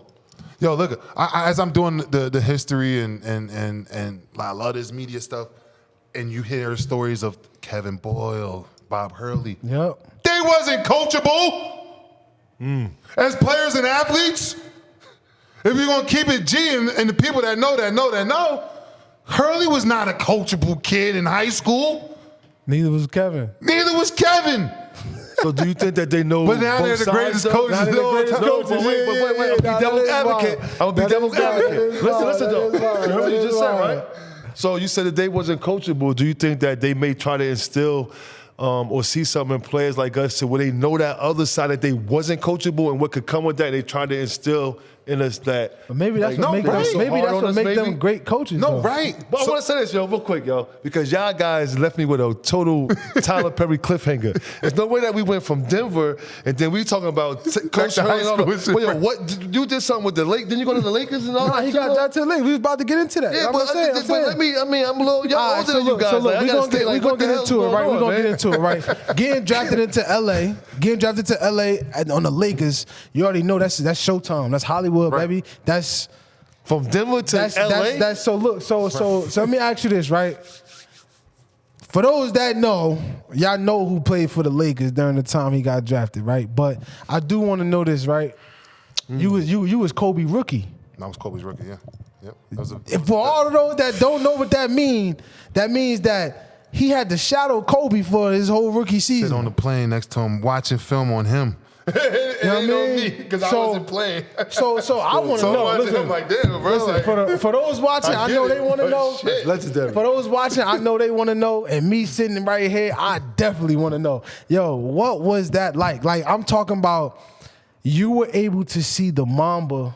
You were able to see Kobe. You was able to see the Black Mamba. You was able to see Kobe and the Black Mamba. You was able to see Kobe outside of Kobe. You was able to see different sides of him. yeah. What was that like? Like, what was I know the energy was different. Nah, so Kobe- what was that like? Cole was awesome. I tell people, again, not to be long-winded, I'm like, it's like winning a lottery ticket. Because, again, he was my vet. I sat next to him on a plane. He taught me a lot about film and watching, studying film.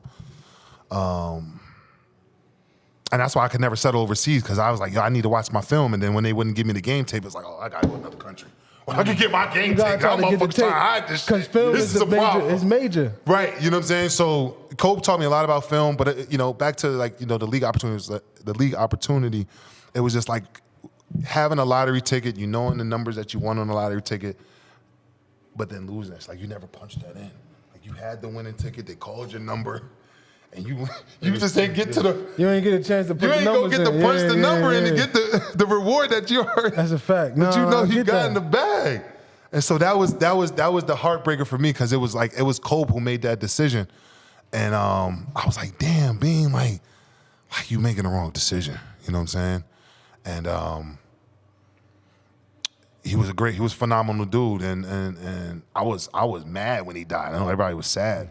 I was mad. I was like, I still had shit to prove to him. And in that release, you know what I'm saying, and just getting another opportunity with another NBA team based off of the character shit they placed upon me. I'm like, damn, you know what I'm saying? And knowing that me and him came from a similar environment of Lower Marion is very similar to Scotch Plains, New Jersey. That's a fact. And he was know what I'm moving saying? around a lot too. Right, you know what I'm saying? So Kobe didn't grow up in an urban environment, you know what I'm saying? Definitely wasn't stable. Well, when it we was went, stable with his family, but I'm talking about like him moving around a lot. It was the same. Yeah, it was the same. Yeah. It was the Shout out same to bop. Like it was the Butterbean. same Right. bop. And moving around, not really having a lot of friends, and right, you know, and Jelly Bean Brian. So I really appreciate that relationship. I wish I had a little more time to put the thing on court, what we was talking about on film, to let them know like, yo, I'm really listening to this shit, you know. And I think, unfortunately, that by the time I ran in with Cole, he was already 2'4". He wasn't 8. You know what I'm saying? Yeah, like he was locked different. into beating Mike. You know what I'm saying? Every conversation was why he's better than Mike, and you know what I'm saying? How it was one of Kobe is those, better than yeah. Mike. You know what I'm saying? And so anybody to come in his realm at that point, and when I joined the team, we were back-to-back champions, literally trying to go for that three-peat. So I met Cole where he was super locked into being like, nigga, if you're not here to fucking help me win this championship, I don't want you. motherfucking, we got a lot of, I forget what he used to be like. He'd be like, man, he'd be like, yo, our ship is real soupy. So we got a lot of vegetables. We need some beef in this motherfucker. You know what I mean? So he's took, low-key calling pal soft, and we ain't have, you know what I'm saying, guys that's gonna come in there and beef this shit up. You know what I'm saying? Yeah. We back-to-back champions. Motherfuckers is comfortable. They feeling we just gonna win the 3-peat because we're the Lake Show, and every city we went to, got 200-300 fans outside of hotels. So motherfuckers is on their high horse. Guys, everybody on the team was more famous than can be. You know what I'm saying? So as a rook, I just tried to serve those guys not having to show face. You know what I'm saying? Like they, not putting any of these guys on the bus. But for those guys at the lifestyle at the time that were married, dealing with their side chicks, I was the rook that made sure I could get their side chicks in. Get something without, going there, you know what I'm saying? Like, You was doing what you was doing, your rookie duties. Rookie duties, you know what I'm saying? But I just wanted to prove Cole made a mistake, you know what I'm saying? Because he taught me so much in that short period of time. And again, back to being these kids from New Jersey where we just soak in and shit. We so observant and, you know what I'm saying, come in a certain atmosphere. We just, whether it's... Yo, one thing I learned about Kobe, Kobe liked Jersey guards. That's a fact. He liked Jersey players, period. Like, Right. it's something about, that's probably why he chose you on this wing. Philly, Philly and Jersey, he know that data. It's like the same style. It's just right. Get a they dog. got a little extra in their bid. That's about it. Yo. Right. They got a little extra in their bid. That's it, yo. And they put the white chalk around their hairline and all that. But Nah, that's just about what I it. am. Yo, and I remember playing Kyle Lowry when he was younger, going into some of the older stories. Them Philly teams in AU, they never came deep. Remember? Like some of them Philly teams, they might be 6 or 7. Right. 6, 7 deep. That's it. And they best player, they guard, and they got a big man. Right. They got a big man that bang with you. That's Right. it. That's Yo, it. shout out Philly Pride. That's a Y'all fact. made me realize that yo, what up, you can hey, win yo? with 7 people. That's a fact. They have big man and they guard with their best player. Right. They guard, he get into the paint, dump off, boom. That was Philly basketball, you yo. got it. You got it. You know what I'm saying? Because I got it. remember playing Kyle Lowry, and I was with the Jersey City Boys and Girls Club or Riverside Church. I can't remember. I was one of those teams playing in the Bronx somewhere. And, we got talent after talent. We 10, 12 deep on those Riverside guys. We got everybody that's here ready to play. What you mean? The niggas off the bench are ready to dust you too, right? Word up. So we had the talent loaded. And so I remember Kyle Lowry, he felt our team was stacked and they was playing with all they could. So to try to distract me, Kyle Lowry, and I forget some of the other little dirty Philly guys they had. They was dirty, but they was dogs. Kyle was spitting in my face to try. I'm like, yo, these little niggas spitting in my face? Like, these y'all, like, okay. Like, y'all ain't gonna, we really crushing y'all now. We finished this game. Yeah. Now, I know we talked about yo. Bean, right? Yeah. So I know you got something behind you, right? Oh, yeah. You got something behind you. Word. I know you got something behind you, My know? after-school program, Walking with Character, where we're talking to kids about mindfulness, character, and their identity. You know what I'm saying? Honoring those who come before us. You know what I'm saying? What number on the back of there? There's something on the back of that, I saw. Character, yeah. We got the 2-4 back here. We got a couple more images. But That's official right there. right here, I be telling the kids, this is what he, was telling me to do, to come and talk to y'all little brats.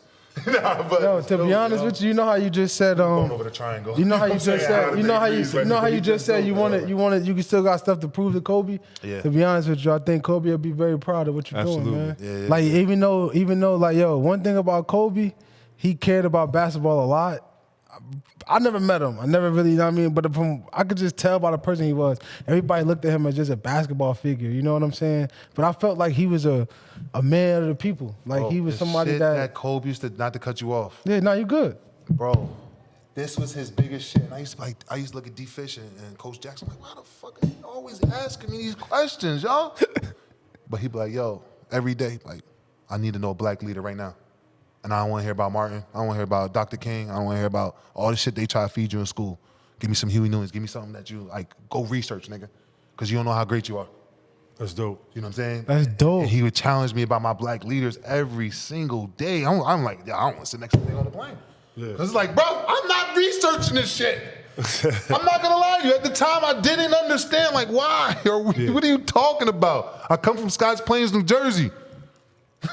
So Yeah, it's like, what you asking me? what are you asking me? It was basically like that scene in Coach Carter. What is your deepest fear? Right. So, you know what I mean? You know what's Like, crazy? I didn't get a chance to meet Kobe, but I got a chance to meet Kobe. Right. I'm gonna tell you how.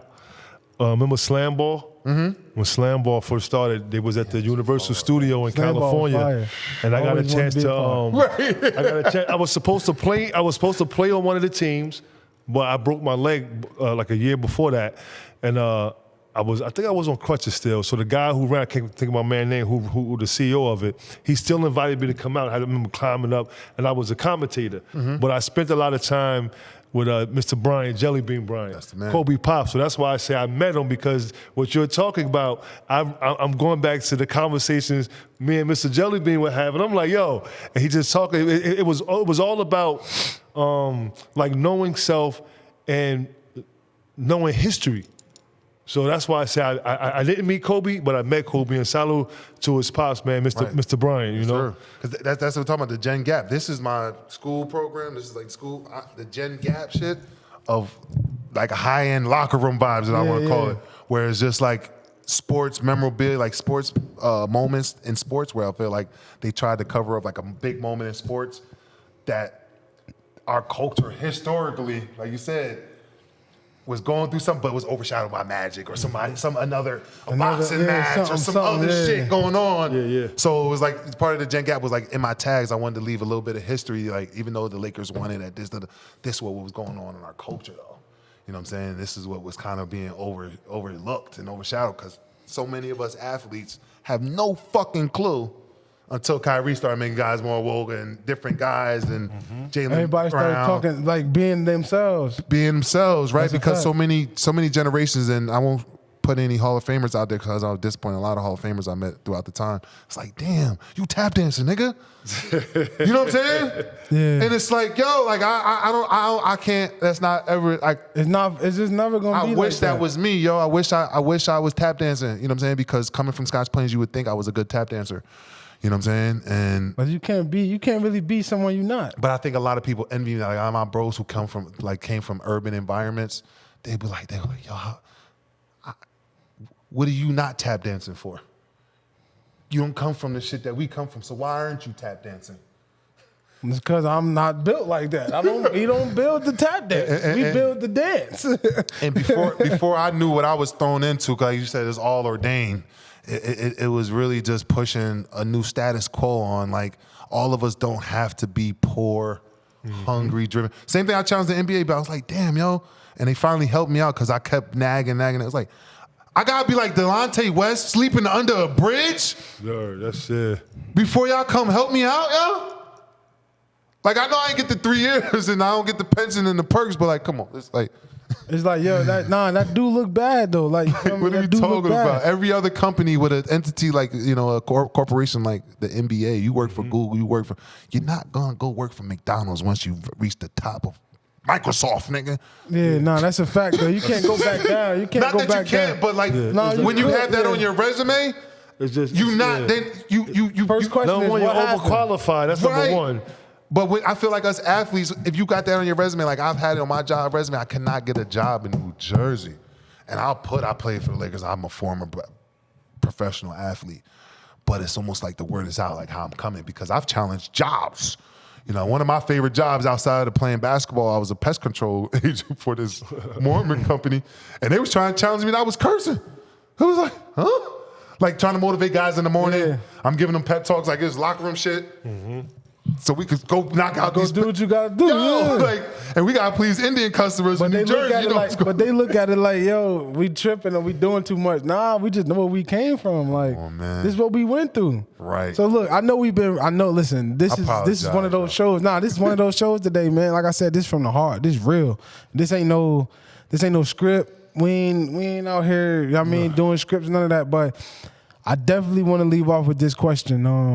Maybe off topic a little bit, but again, it's on me. And No, energy here. I'm just feeding off the energy, right? You've been listening to me. No, you had the questions and we was talking about basketball. We stay on topic over here. I'm always you come on this show. It's always gonna be off topic, yo. I'm not gonna be. I go as big come to my mind. You know what I'm I just want to leave saying? you with this question, yo, for real, like. So you've been through it everything. You know what I mean? We just went through the whole background of who DC is, what DC doing before. What DC doing now? Like what's the next step for DC? Building a nonprofit. I'm in the starting phases of building this nonprofit. It's been, shaving down all the, you don't want to be too broad. Right? Yeah. 'Cause I love the partnerships and other brothers that's doing some amazing nonprofits, So right now I'm doing this nonprofit, Walking with Character, where it's an initiative of just helping kids with their character, their identity, and their mindfulness, that some of that Kobe shit, some of that mentality of understanding self. Fire. You know what I'm saying? And maybe some of us need to go against the odds and, like you say, take on this new initiative of going to the top 5, go to HBCUs or something different, right? Like, why not? Just living their life. Live your life, live your purpose. I'm not telling you what to do, but it's just like so many of us generations before, we were all told what to do. And looking back now, it's like, damn, I wish I took control over my life a little bit more, as you see these new age athletes doing. Because we had it, man, still have it. And now just projecting it back on the youth, manifesting my dreams through them, through my sons, through your sons, or our daughters, you know what I'm saying? So we got Walking with Character. I told you got the high-end fashion line, the Gen Gap. I'm working on my book. Just getting journal. That book is already done. It's just about getting pieces of the journals everything together. Yeah, you know what I'm saying? Together. Yeah. What I want to share, what I don't want to share, and promoting other people's businesses. We just did some SPF alumni dinners where I'm looking at the owners of K9 Resorts. That's a $100 million company. Shout out Dave Blitzer, who's owner of New Jersey Devils and the Nets, and big guys that came before me that are doing some amazing things in the business fields that are from Scotch Plains, New Jersey. Salute to them. So we're just trying to do some partnerships and let them know where I'm at. Because that's what this thing boiled down to. Come on, man. Relationships, partnerships. and networking. I tell people, listen, the love will never, ever change, but situation is going to change. Right. That's business, life, relationship, whatever you want to look, however you take it. Right. Listen, I'll say that again. The love will never change. The situations may change. That's a fact. Definitely. You know what I mean? So I want to ask you this, man. What do you want your legacy to be? Same thing when I was, that I walked with character. We go back into the scriptures and, not get too deep into it, but just like, one thing as I was learning the Bible, more than money, rubies, the riches, the gold, I just want God to know my name. I just need to be next to the throne. I need him to know my name, yo. When we at the doors, he don't spit me out and be like, yo, I don't know you, bro. Like, Good job, thou faithful servant. What's the password? What's the password? Right. Who? You know what I'm saying? So Ninja. I need this youth right now, yo. Like I said, we're going through K through 6. We're doing free camps throughout Union, Essex County, Monmouth County this summer. I'll say no We're trying more. to partner with these municipalities to get free camps. You know what I'm saying? Yeah, we got some T-shirts and merch. You want to support us? Great. We give you them free slices of pizzas, free water bottle. After that, you need some Gatorades and snacks. You paying for that. Yeah, for sure. Hey, listen. But other than that, yeah. you know what I'm saying? We just want to give back, man. And like I said, I'm in a space where I'm just serving others. I was working for, other people. I'm here to, come show your support. That's why I reached out. Because again, right now I'm just harvesting. So once I get to that age that I'm looking after my grandfather, my grandmother, shout out Janet Terry, God the Danny bless. Dunns, you know, Yes, the 81, 89-year-olds. If I make it to that age, I want some young fellas to be like, yo, I got OG, you know what I'm saying? Because of the fruit, it's still good. You know what I'm saying? They Yes, sir. remember me pouring into them. Nobody else was, you know what I'm saying? Nobody was listening. And especially the attack on kids, you know what I'm saying, worldwide, as we've seen the different things being exposed.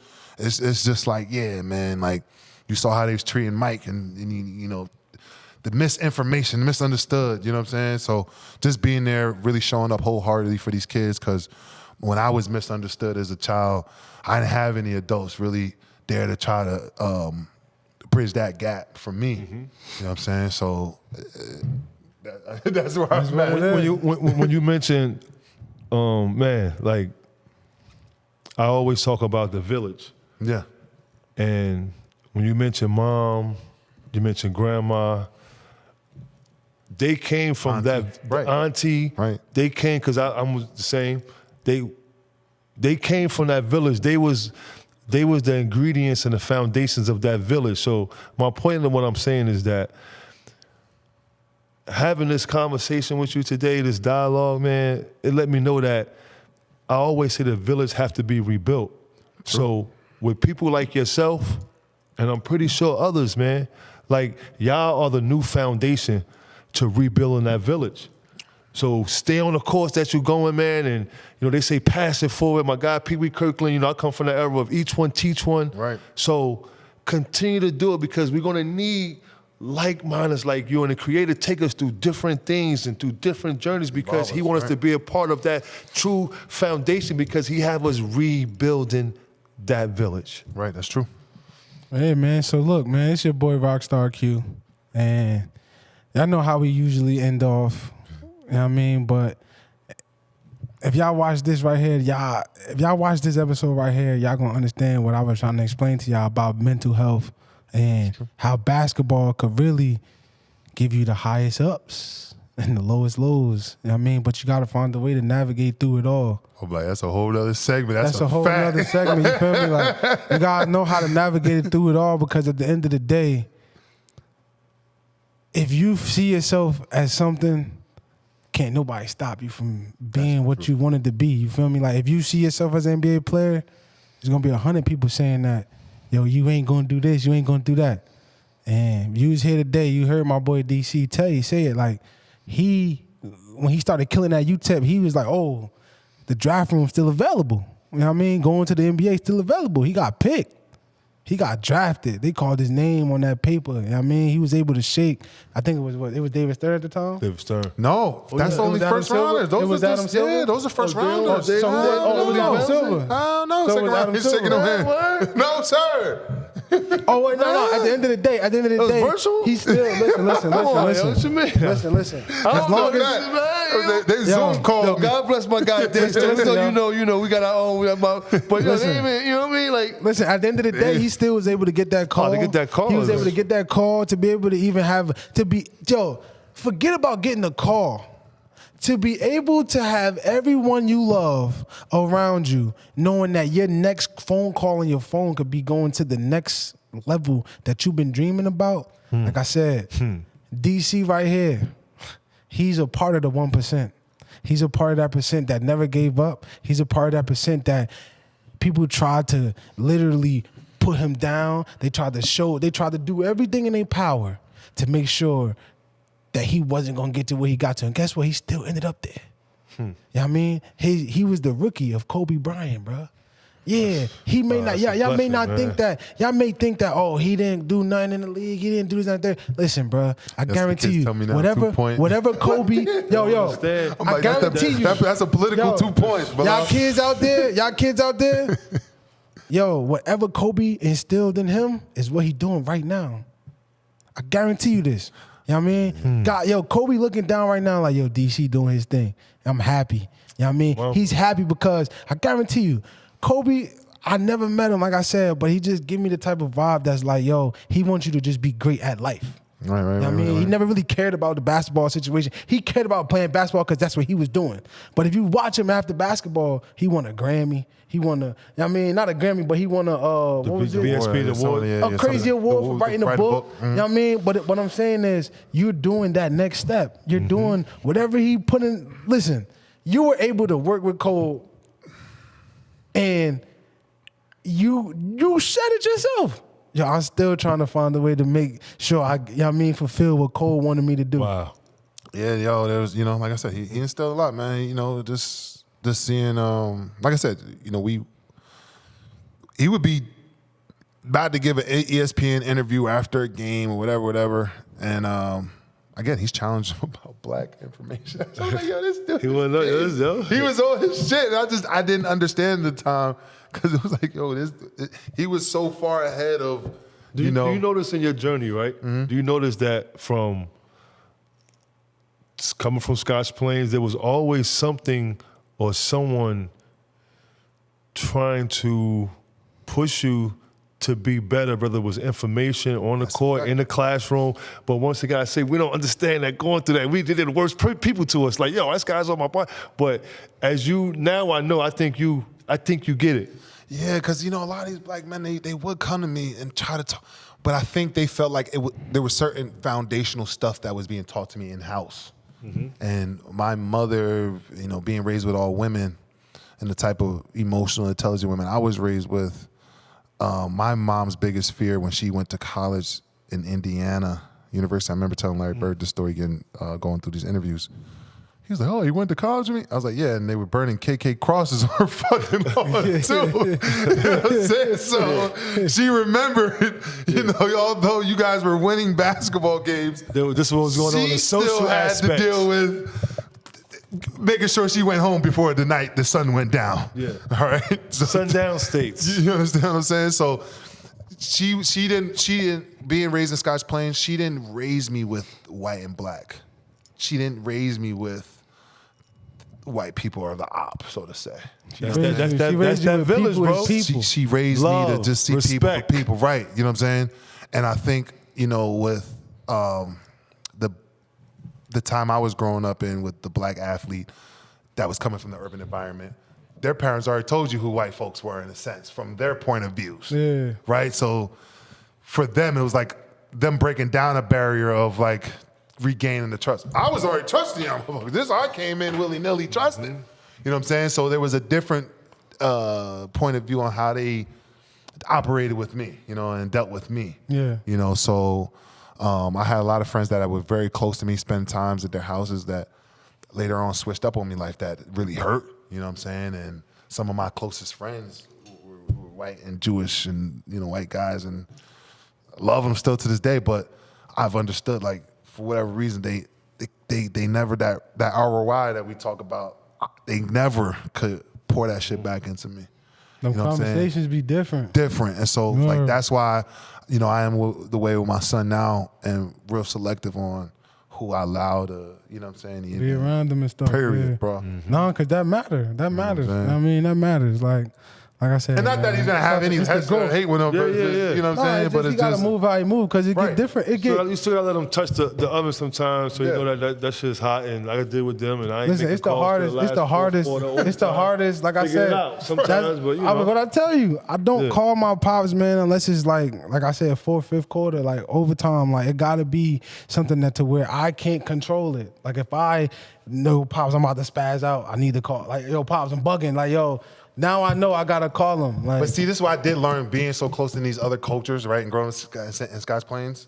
And I don't know if it helps us or benefits or not. I don't know. And I'm gonna, won't be long-winded with this, but it's like certain other cultures, they'll be like, I didn't see my friends, and I tell you, like, yo, Jeff's not fucking playing basketball. He's taking over my company. He's doing what the fuck I tell him to do, or he's gonna kill his son. Type shit. That's the type of time he's on. And Jeff is very successful. Jeff might not really like his life or whatever, but he's well off. Yep. You know what I'm saying? He follows that footprint. And a lot of time in our culture, I feel like, working with some of these guys that we talk behind the scenes about how we're training our guys or dealing with our young black men, I'm like, yo, people used to say the same shit to me when I was much. I was like, yo, DC will figure out. He'll figure out. Let him figure it out. I ain't never figure it out. You can't figure it out on your own. It's impossible. There's certain shit with us, right? Being so far behind in life, right? This game of life. There's certain shit that we need to be told and taught because there's been so many generations of us just not knowing that shit. So there's certain things, all of us aren't going to league, all of us aren't going to figure it out playing basketball, but the life lessons that are within the game of basketball to be entrepreneurs, to be dentists, to be councilmen, to be different shit that That's we a already fact. are. See, the thing is, like you just said, We need to push our kids them into mistakes, that understanding. them Right. mistakes, but sometimes them mistakes be costly. Right. You know what I mean? But listen, it's the Alley Oop Sports Show. Right. This your boy Rockstar Q, man. I'm signing out, man. Pops, what you got for him? What you got? You got. Yo, just keep walking with character. Follow these dudes, man. You know, I love these dudes for having me on the show. And, you know, this is Derrick Caracter, just a kid from Fanwood. Keep walking with character. Walking with character. Listen, man. It's the motto. If y'all haven't heard that word character, yes, his last name, but listen, character is all about that. Everything that we do, we have others that judge us from afar or from a lens, like I say, and we have to know and be the author and the controller of our character. Right. What do we want to do? Who do we want to be? That's it. Right? We got to look in that mirror and let's set our expectations where we want them to be at versus other people setting expectations because one moment that we may not fulfill their expectation of our expectations. So listen, be great, be great, be great, be great. Never give up. Never give up. Remember, the turtle won the race. God bless y'all. This is the Alley Oop Sports Show. I'm Main Event, and we out. We out. Alley-oop, that's the way the sport goes. Stay the course though, this that skill over our sports show. You getting smaller, I only getting taller. Haters looking so appalled, man. How they think they better than I? Somebody should tell them they should never even try. I remember late night, just me and the Wi-Fi. Screaming, this is what I'm all about. Alley-oop, alley-oop, alley-oop, alley-oop.